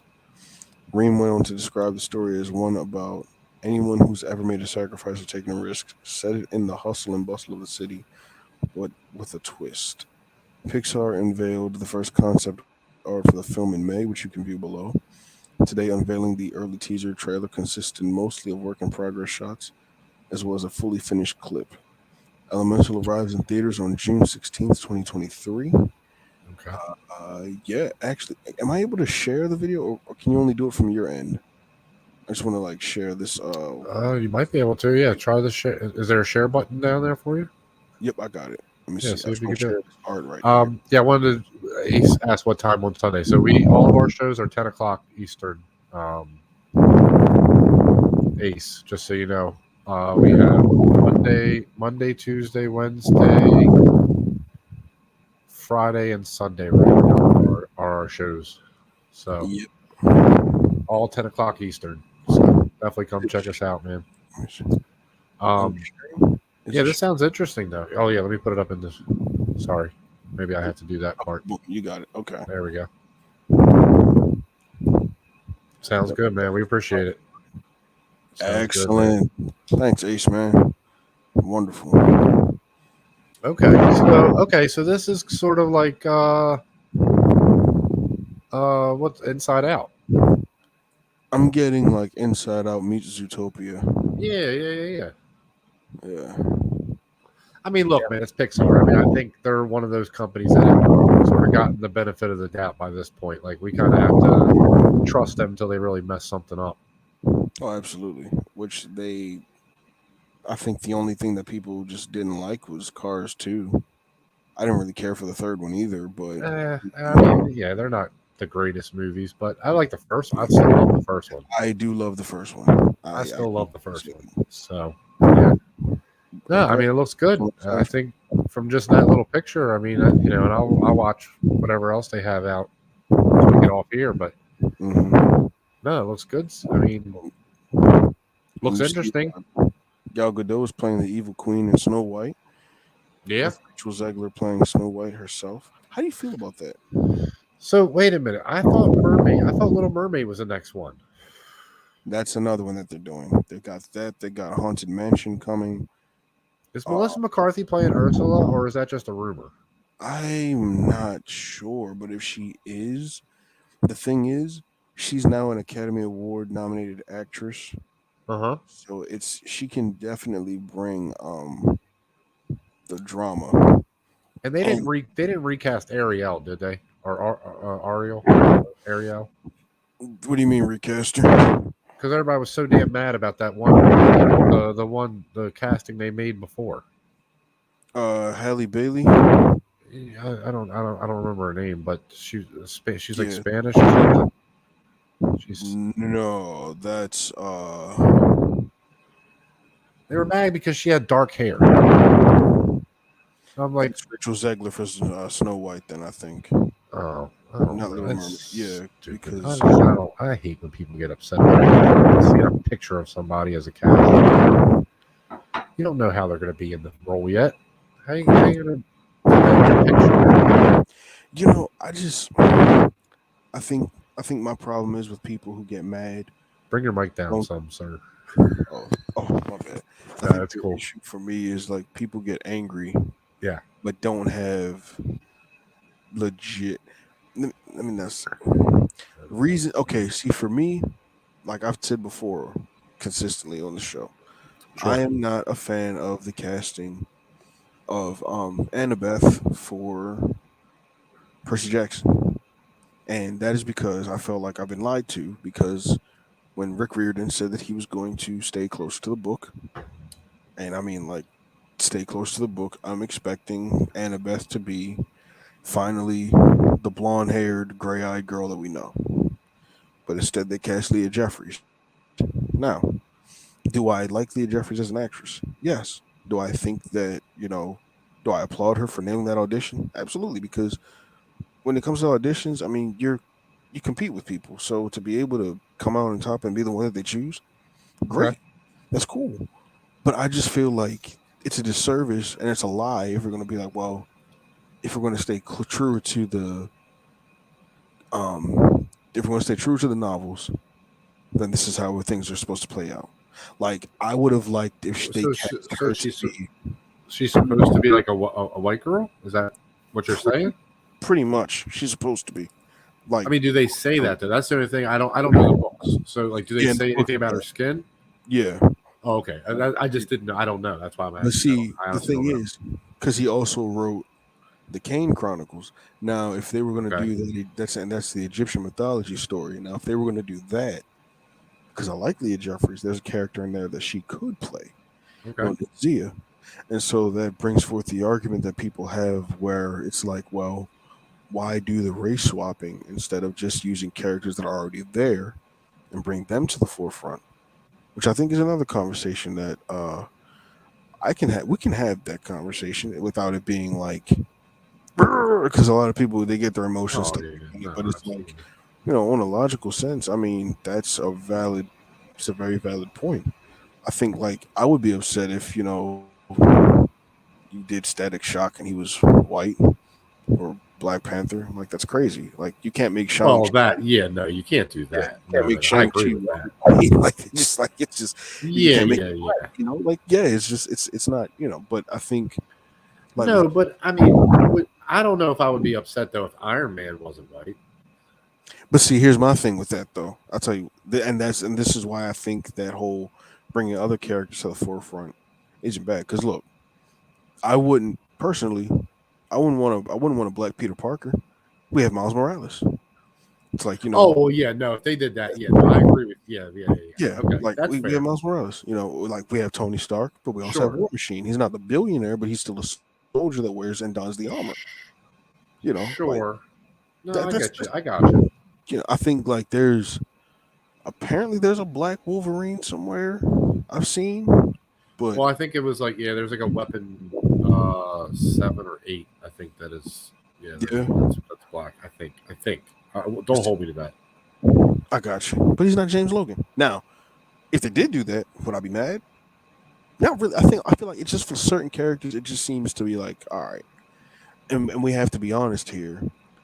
It's a very blurred conversation where it's kind of like, Well, I guess like okay, so like this is obviously a weird example, but like Hamilton.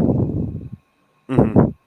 Like, are you upset about like? Do you think they shouldn't have did that where they did an all black cast? I haven't watched it yet, but I know of it. So I will Sure, say like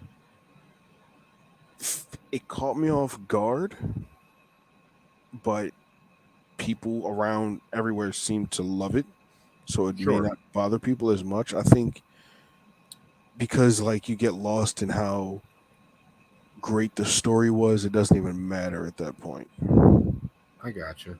And I I think don't know that's because like I look at like Lord of the Rings. Like a lot of people are very upset about the Lord of the Rings right now, or were before it came out. I should say. I don't know. I mean, yeah.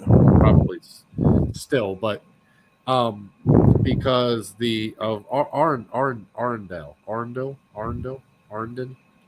the Oh, Black Elf, oh, um, Arundel I, or Arundel. I can't remember I how think they I think it say is his name. Arendelle. I think it is Arendelle. But a lot of people were mad about that because he was and the wife.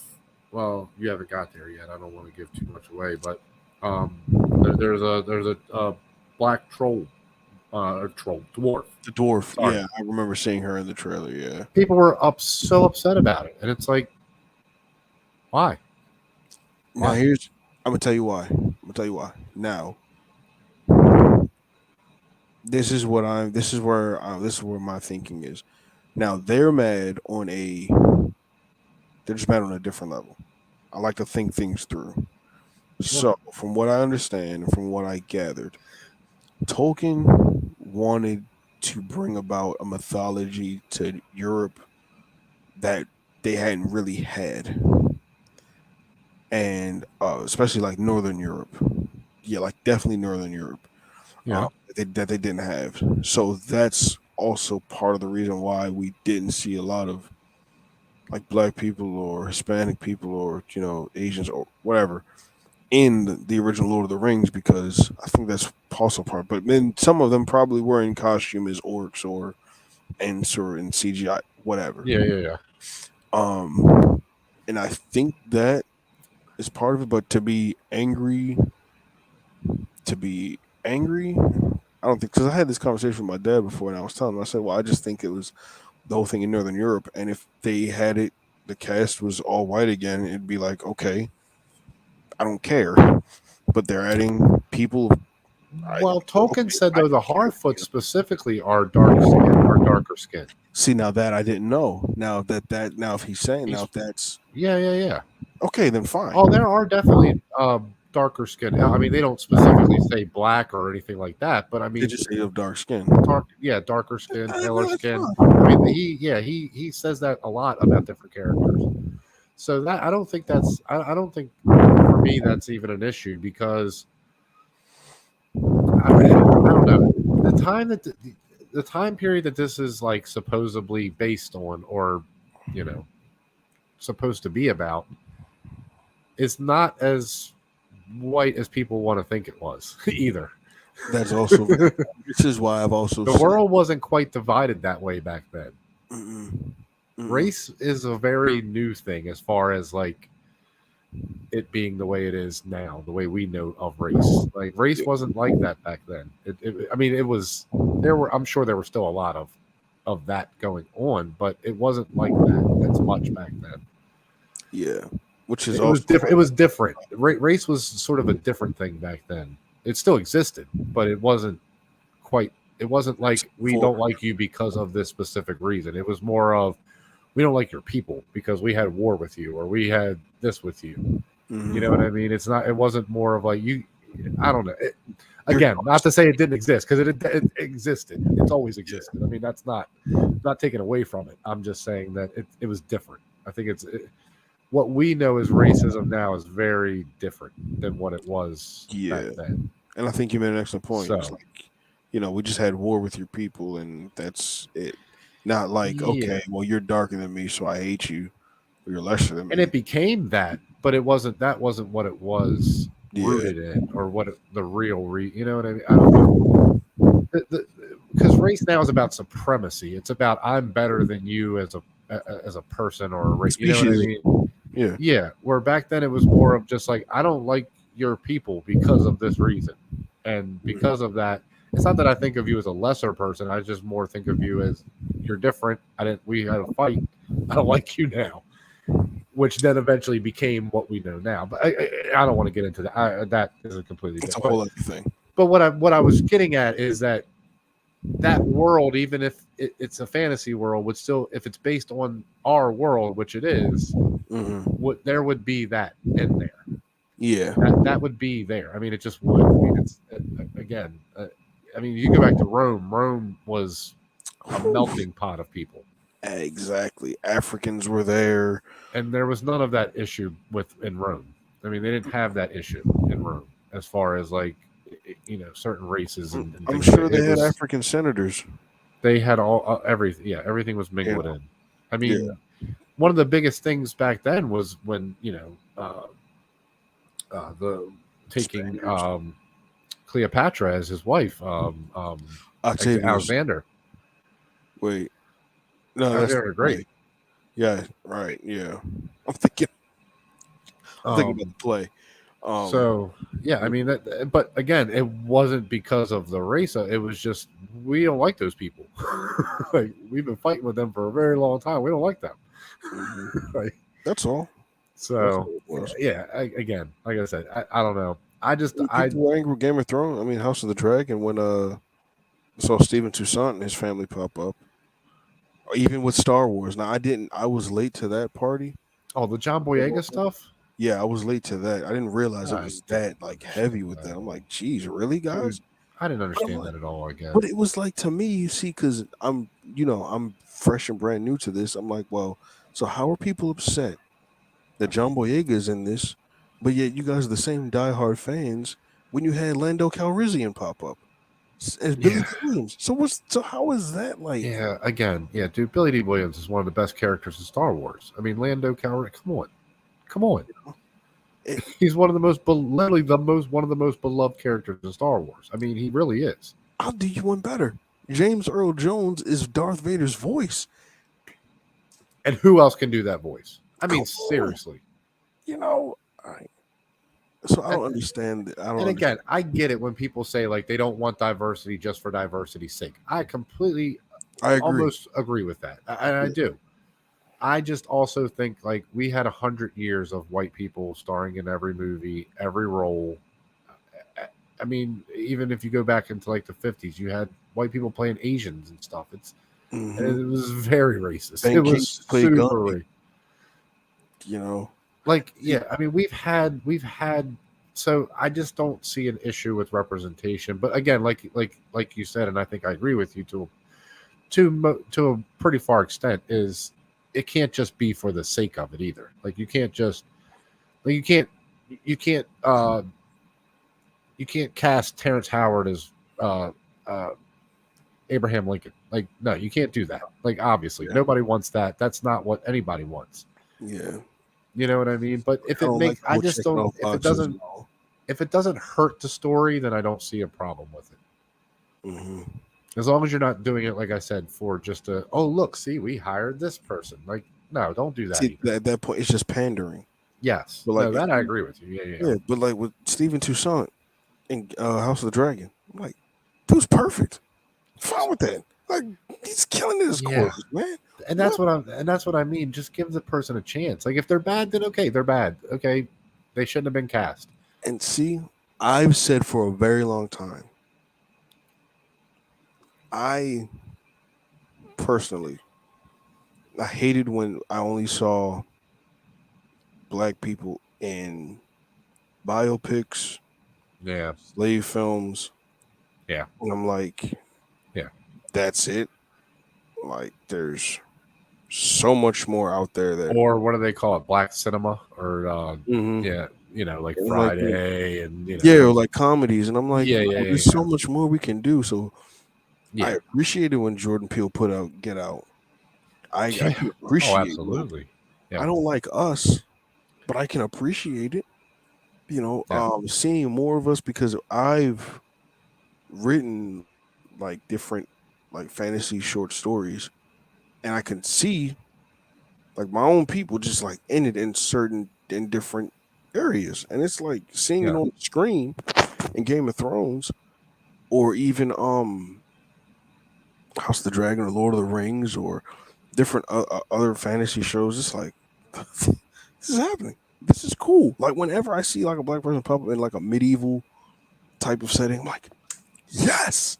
Yeah. Or it's not. It's just it's like great. We're doing something else. I Yeah. love it. Like Yeah. Unforgiven is one of, if not the greatest western of all time.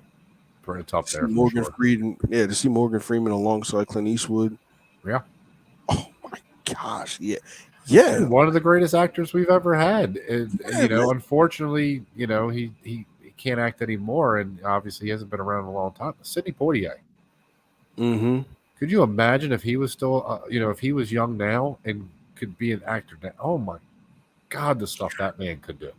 And again, he had a great career. Don't get me wrong. I mean, I'm not, downing his career at Absolutely, all. yeah. He's one of the greatest. But you just think about what if people like that were around today with stuff they can do now in movies, and just Mm-hmm. because see, my biggest thing with older movies, I love older movies to an extent, but the farther back you go, the acting just gets so bad. Still, yeah. And it's almost unwatchable for me to a point now where like I can't watch Casablanca. I can't watch that movie. Really, It's I haven't unwatchable to me. It's unwatchable to me. The acting is horrible in that movie. and yet it has so many awards. Oh, again, for its time and what it is, look, it was obviously deserved it all of that. I mean, I'm not saying it's horrible in the sense like, I'm just saying from what I've seen today to comparing it, I mean, even Citizen Kane, like Citizen Kane doesn't hold up today to what we've seen today. Mm, I I got you. mean, just I writing in general has gotten better. Just everything like that. I mean, and again, there's still bad movies and there's still bad dialogue. Don't get me. I mean, obviously, but it's not like it was. To me, it's not like it was. and I may get a lot of hate for this, and I don't care. I think The Shining is awful. Oh, I can't go with you down that rabbit hole, man. I don't like it. Please, I you have the don't floor, like sir. it. I want to know this. I want to I hear don't this. like it, man. It's like I get it. We gotta have the slow build up. For me, the build up was way too slow. I Oh, enjoyed okay, Jack Nicholson. I did like Jack Nicholson. I did. okay, One shot scene with Danny on the bike going down the hallway. It's like, all right, that was cool. That's cool to see. Because then we yeah. saw that in Family Guy, and I'm like, oh, Oh that yeah. No, that's the creepy cool. stuff in that movie. So, You do you like the maze scene? know, yeah. I tell you what really took me out the movie. Okay. Like I said, it just felt extremely slow, but the wife was so bad. I Yeah, forgot her she's not name. great. What is her name? Like Olivia Sherry something. something. I can't remember her name now. She was also, if you don't, I don't know if you've seen this movie either, but Popeye. She was olive She oil played in the Olive Oil. That's in right. Popeye movie. Yeah. Let me see. Hold on. The Shining.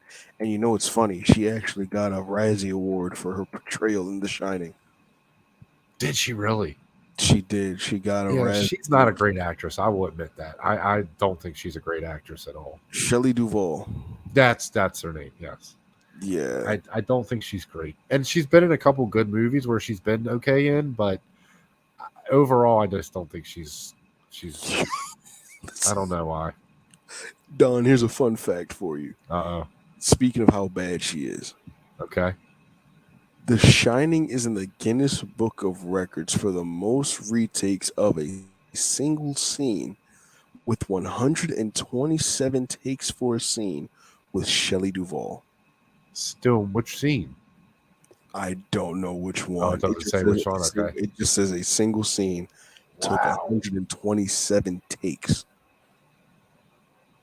Dude, what are you doing? How do you not just fire her on the spot? Exactly. And I tell you, she took me out of the movie. I just couldn't enjoy it anymore. But it was already like hard for me to enjoy. I'll But be honest, you know what? I can't argue at that point, man, because like I said, I've never really been a fan of her either. So I can understand that part for sure. that here's That Johnny. scene where he's coming, the here's Johnny is great, but her reaction is horrible. It's It's horrible. It's absolutely horrible. yeah. I'll admit that. I do. That scene sticks out to me because him coming through the door is great, and then her. It's just every time they cut to her, I'm just like, what is she doing? What the hell is she doing? Yeah, electrocuted or something every time. It's weird, but yeah. Hey. I mean, that's fair, man. That's fair. That's a very fair criticism. I will have to agree with you on that. I can't say The Shining is a bad movie, but I will admit that she's not great in it. She is not great in it at all. I just don't enjoy it. I mean, and I don't mind seeing like something I can make, but because I've over time, especially now with me diving further into acting, Yeah, I've started watching movies even more different. I was already watching movies differently than like most sure, other people. It sure. felt like now I'm in this space and it's like talking to you, talking to Ben, Yeah. John, Joe, plenty of other people that I've met in this film space. It's like, oh, so there are other people who watch like I do. And now like Oh, as I'm absolutely. acting, it's like, okay, now I watch it even more differently. Uh huh. So with scenes like that, it's not just only so much funny, but it just throws me off so much where it's like what you said, how are you not fired? Is that right? Yeah, absolutely. I, I Absolutely. I just can't. I cannot. Well, I think when they were filming, they actually did get stuck in that hotel. I did hear that. I I think they actually got snowed into that hotel at some point, or something happened where they Overbrook got stuck. Hotel. Yeah, Can you imagine being like stuck somewhere like that?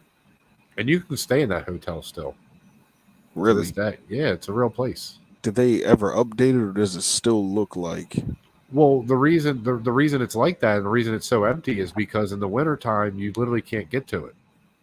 That is a real thing. Like you can't, so it closes. mm, So it's empty. That's when they were able to shoot in it. And I think, like I said, I think that snowstorm, the reason they shot that scene was because they got snowed in up there and they couldn't. So maybe that's that's why they couldn't fire her on the spot was we don't have anybody else. We yeah, can't get nobody else here. you're absolutely right. Shoot. What's So I your, don't know that, but before we go, yeah, yeah. what is your favorite Stephen King adaptation?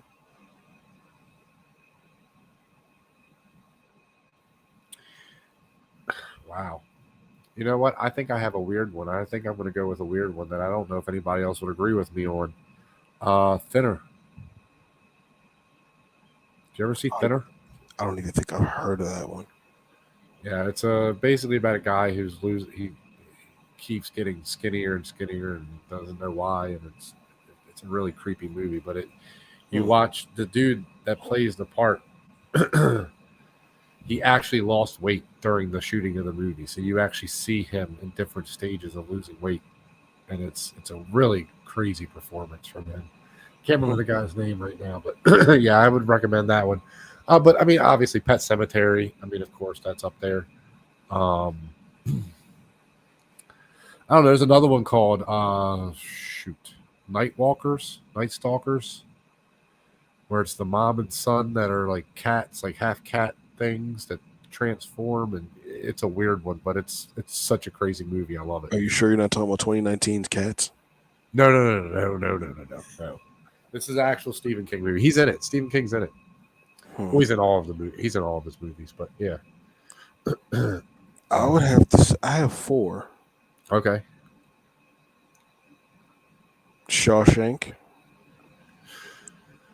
The Green Oh, Mile. Green Mile. That is him, isn't it? Yeah, Oh shoot, it as much as it freaks me out, it's so good. That's been the only dude. horror movie to act. Okay, let me backtrack. It's been only one of two horror movies that have actually had me nearly like almost. I have to leave. Like, I can't do this anymore. Dude, Michael Clark Duncan might be one of my favorite actors of all time. He's Like, great. seriously, of all time. He's great. That movie Like, specifically, but just, I mean, Talladega Nights. I mean, he's in so many good movies. Everything he's in, he is absolutely perfect. he was Always great perfect. in Daredevil. Huh? And he voiced one of the rhinos in Kung Fu Panda. Oh, yeah, you're right. No, you're right. One Yeah, of the yeah. rhinos in Kung Fu Panda. Yeah, He yeah. voiced the really big burly bear and Brother Bear Tug that they met at the salmon run. It was like a giant black bear. I've seen it, but it's been a Yeah, long time. he voiced him. Okay. I always like seeing him, and he was Kingpin in Daredevil. Yeah, right. Was in that. There was something else. He was in Welcome Home, Roscoe Jenkins. Yes. As the one. Oh my God, yes, dude. That movie is freaking hilarious. Holy crap. I love that movie. Yes. Absolutely. I would have to say my fourth is Misery. Oh, that's a good one. Yeah. Yeah. I Yeah. see it. If you're talking about best movies, yeah, then definitely. Those are But like just my favorite ones. Like quirk, like I just love the weirdness of Stephen King. I love the weirdness of him. He's so I don't weird. blame. Cujo was a little. Cujo was crazy too. I didn't mind Cujo. It just. I can tell you, I genuinely jumped out the bed when what is it? They thought that they had killed him on the table, and he like jumps up again. Yeah. Yep, I know exactly what you're talking about. Yeah. Mm-hmm. What another? Dude, who do you think is better in Green Mile? Who's better in Green Mile? Legitimately, who's better? Tom Hanks or Michael Clark Duncan? Oh. Yeah. The fact that you even have to think about that is crazy, right? Exactly. Because it should be easy. It should be obvious, right? I mean, Tom Hanks is Tom Hanks. I mean, nobody's going to argue Tom Hanks. Michael Clark. But, dude, in that movie, he is awesome. And he's just in that little freaking room the whole time. Like, that's even the crazy. Like, he's not, he doesn't get a chance to, like, even do anything. And he's so good. Just so good. Man, and the music. Yeah. Oh, well, yeah. Who did the score? Yeah. That's one of the great scores. One of the great scores. I agree. What was his name? It's like Newman. Was it Trevor Newman? Who did the? Oh, I know his last name. I'm not great with composers. I'll be honest. I'm not great. Man, I will tell you. I have playlists full of them. That's fair. What's his name? Green Mile score. Let's see. It was done by. Oh my gosh. Where are we? Hold on. I'm Thomas Newman. Why could I not think of his first name? Okay. I knew it started with a T. Yeah, Thomas Newman. Okay.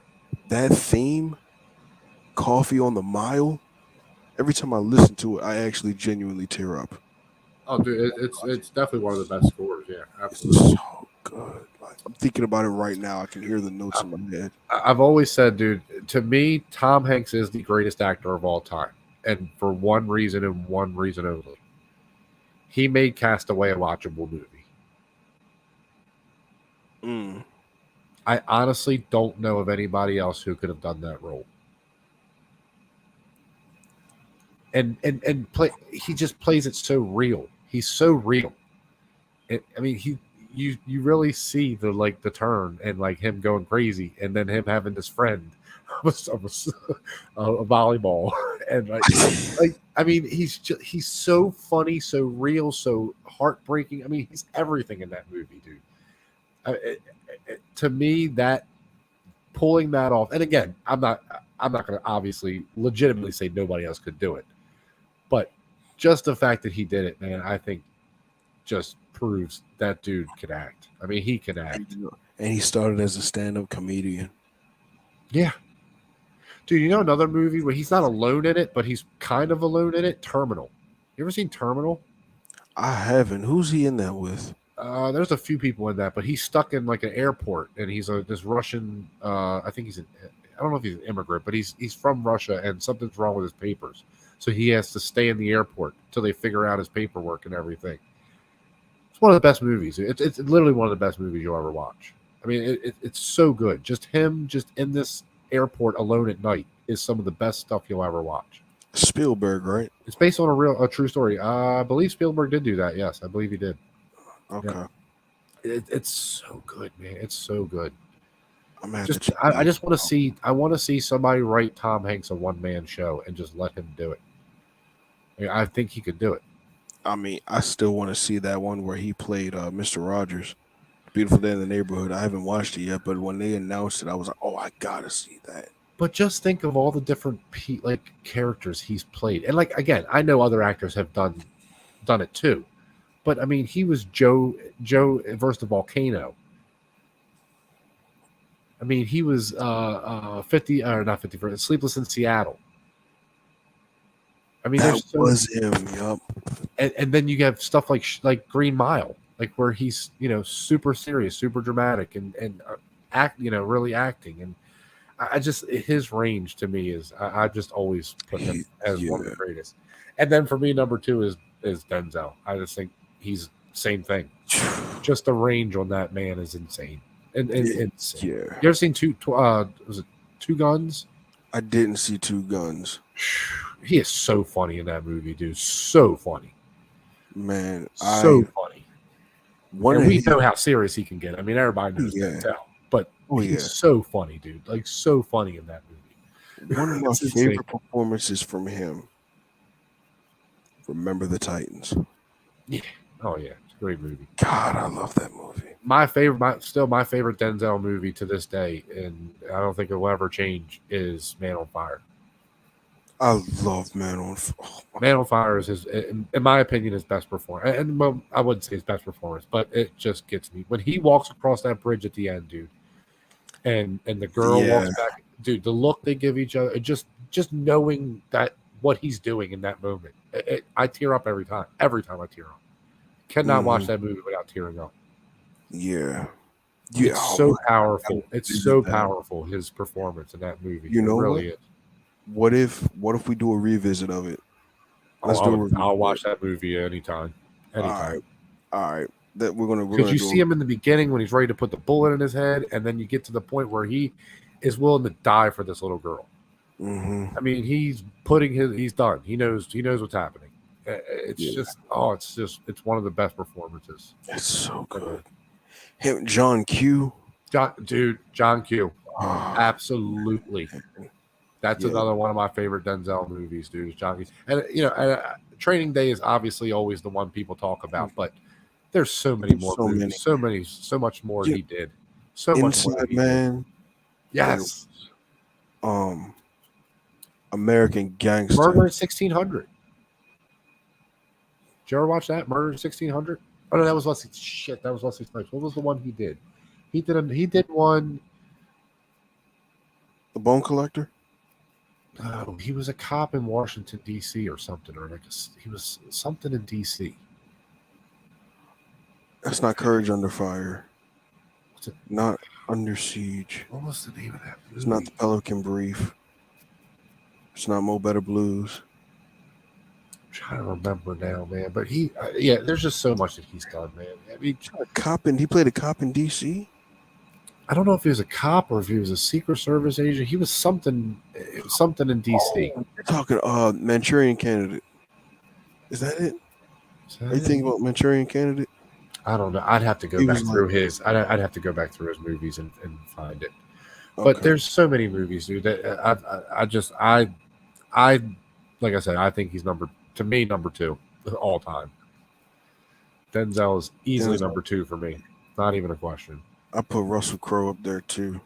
Oh, Russell Crowe's great. Man.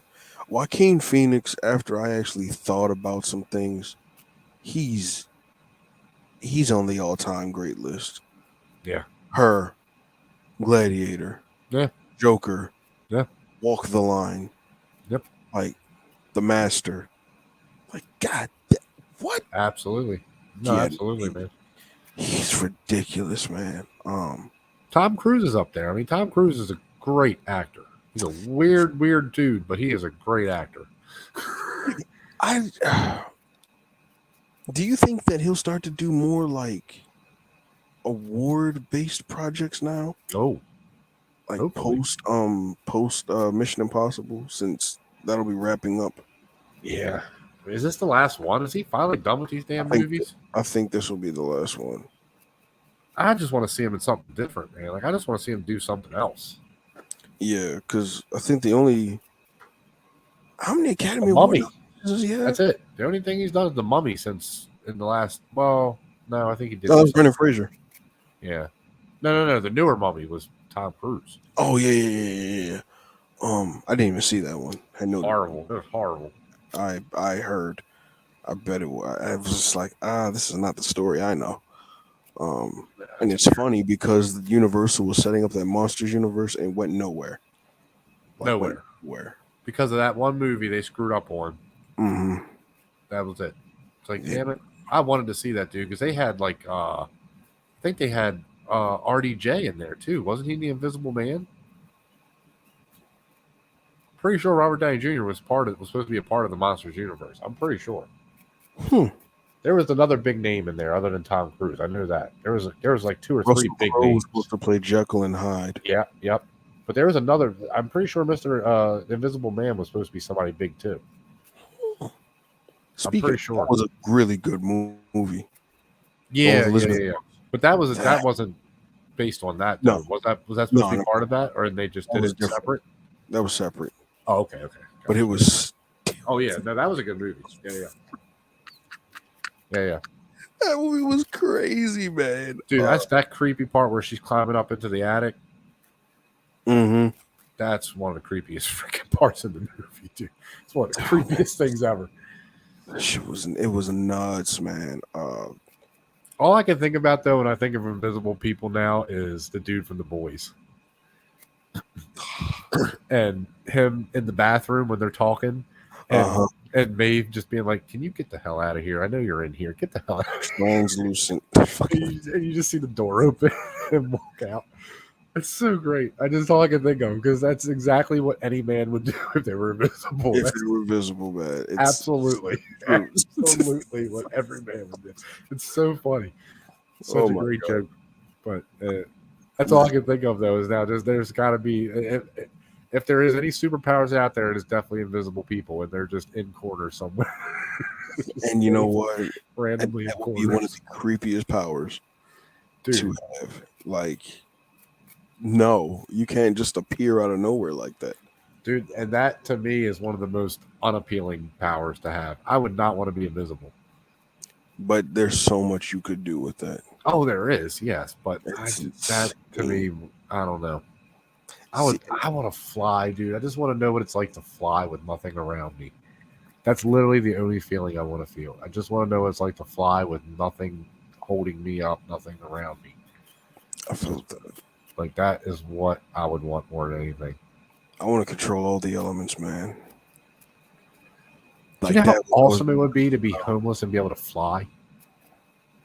You wouldn't need a job. You wouldn't have to do nothing. You would literally be a flying Uber. Do whatever you want. You just do whatever you want. Fly around everywhere you want to go. Anywhere you want to go. I want to go hang out in Rome today. See y'all. You can go hang out in the Coliseum for the day. Just go chill in the Coliseum for the day. No, you're not wrong. And fly at high speeds. Mm-hmm. Oh, man. Yeah, you could just go anywhere. Anywhere, dude. You just want to go walk around Japan for a day. Even if you had super speed, run anywhere. Anywhere. You can run across water. It doesn't matter. Yep. You'd be good. Just go right across the Atlantic. Anywhere. Yeah. Man, you could run to the highest peak, run about Everest and back, and not even lose breath. Dude, I would, yeah. See, that's my problem. Is I'm too much of an asshole. Because I'd be like, I'm going on top of Everest 15 million times just so it's in the Guinness Book of World Records and nobody else can ever do it. I'll just go up and down 15 million times just to do it. Just be like, y'all gonna get a slow-mo cam. Y'all gonna watch me do it 15 million times. Force running all the way up. Just up and down, up and down, up and down. That's all I would do. You gotta take an Imperial Walker with you. They said, "What'd you do with your superpowers?" I went up and down Everest 15 million times. Yep. Now do something, son. Tell me somebody's gonna break that record. Tell me somebody's gonna break that record. They won't be Find able me to. the person. 15 million people have already tried what you've already done. Yeah, Just one that'd be time. me. Man. That'd be me. I'd be that guy. See, I would just try to do stuff that nobody else could ever do, just so I could be like, I did it. I did that. I did Oh it. my gosh. Nah, man. That was. I want to race a fighter jet. That's what I want to do if I could fly. Race a fighter jet. I felt that. Give me the fastest thing you got. I want to race it. You gotta race the one from the one that Tom Cruise broke. The Maverick. Yeah. You gotta race that one. Let's do it. I'll Did you know race they it. finally released that footage of him on the plane? Like it's on. He was actually in that plane. Don't tell me he was actually in that plane. He was on the side of the plane.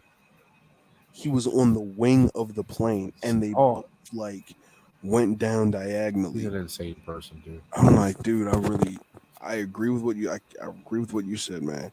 He's gonna kill himself. He's gonna kill himself, and I don't want to see it. I don't want to see it. But he's gonna kill himself doing something. Don't and it'll wanna be see on it, his man. gravestone. He died doing what he loved. I mean, hey, look, if that's how he goes out, I'm sure he won't be mad. But at the same time, like, I don't want to see it, man. Yeah, nah. As a fan of his, because I mean, I truly am a fan of his acting in his movies. I mean, I like Tom Cruise, so I think my favorite movie is from him is still A Few Good Men. Did you order the code red? Dude, I can watch that movie over and over and over and over and over again.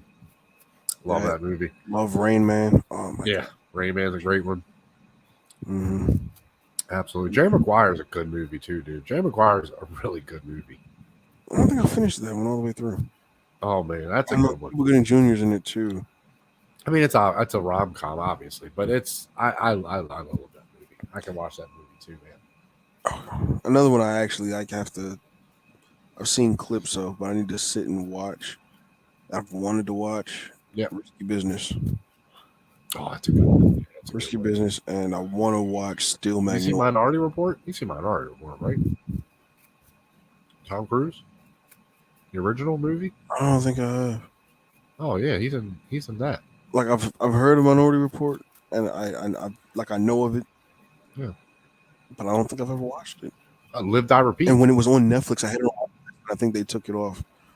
Ah.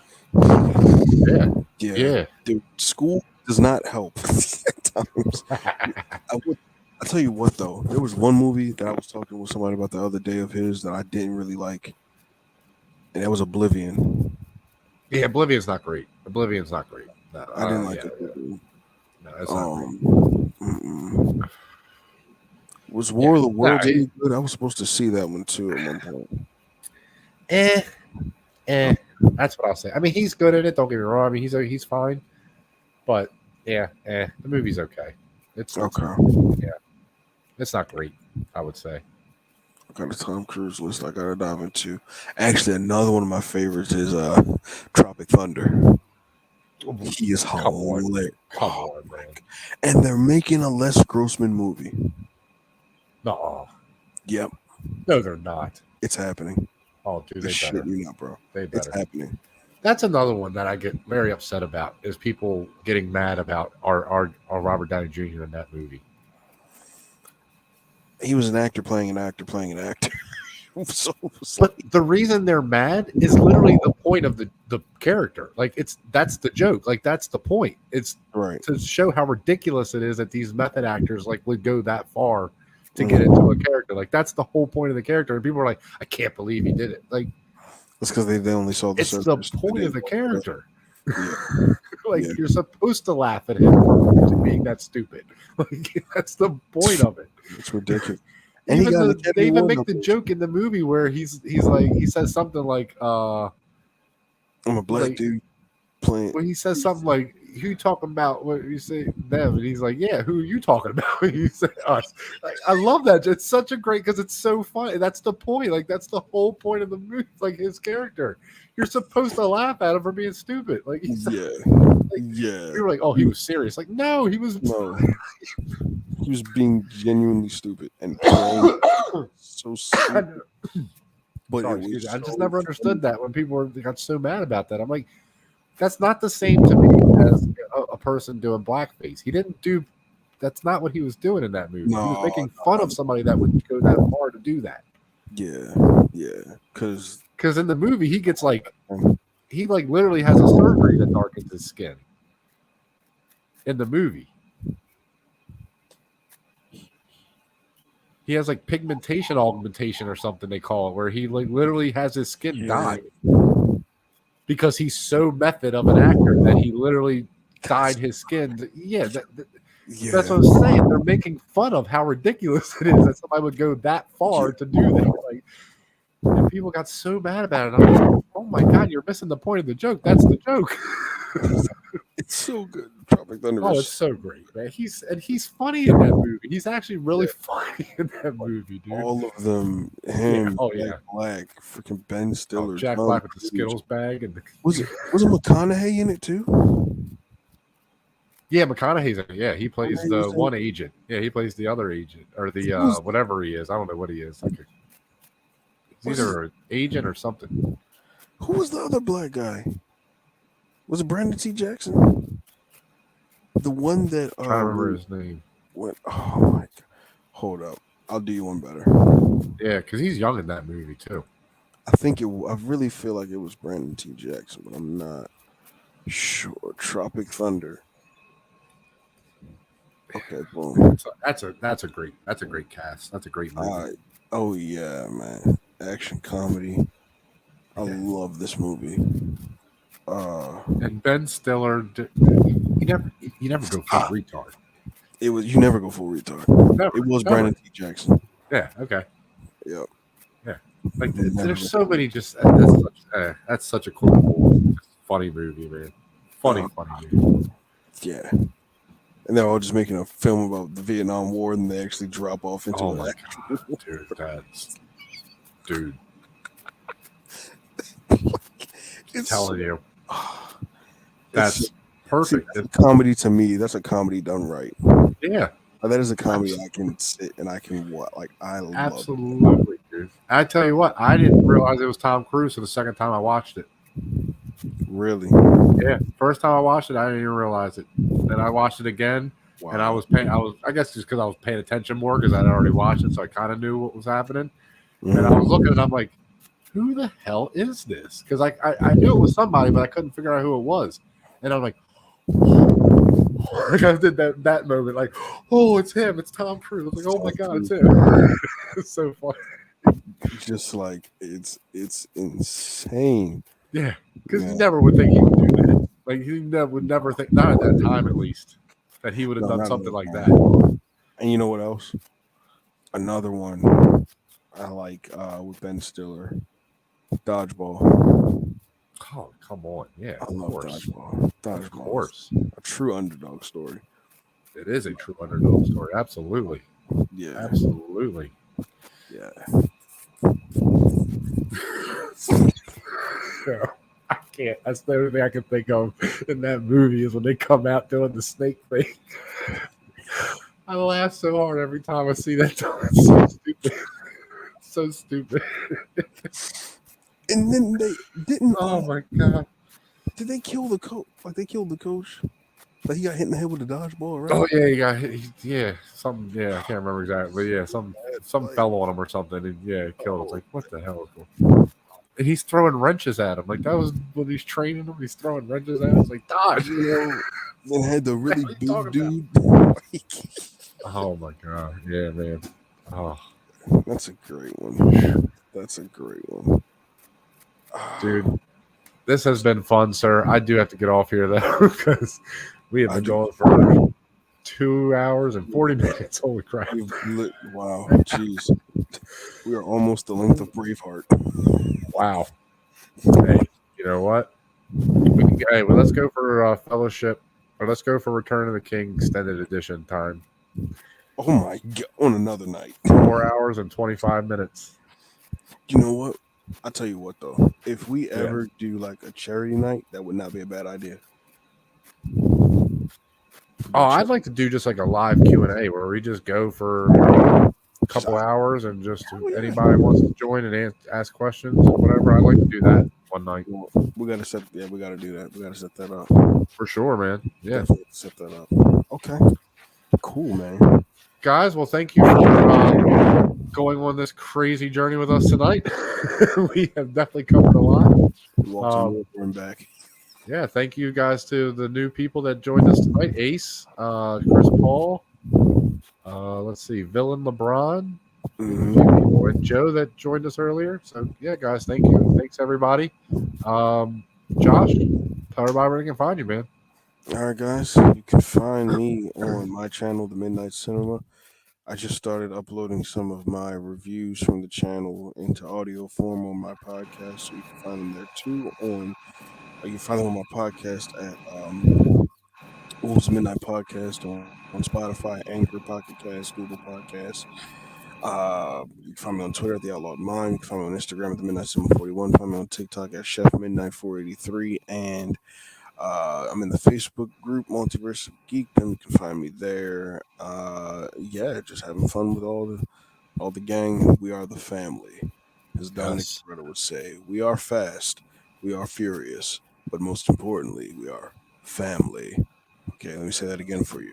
Family. I'll say it one more time for you guys. Okay, we're ready. Family. Family. That should be the title of the 10th Fast and Furious, but they should just call it Family. Family, yeah. Family. Like, it should be Family and Furious. They shouldn't. This should just be Family and Furious now. Furious Family. Furious Family. You know what? There you go. Just combine it. You know what? I'm gonna tell you what. It would be crazy if they did it Logan style, and literally they just call it Family, and somehow this movie wins an award. Like, it might happen. That would be crazy. Best performance of Vin Diesel. Well, you know they're going to fight aliens in the next one. Oh no! They already went to space. What else can you do? You got to fight aliens. You got to fight aliens. That's the next step. In space, you got to fight aliens. Never where Matt Damon was before he came back to Earth. I'm just saying, you can't go to space without fighting aliens in some way, shape, or form. You have to fight aliens in space. Yeah.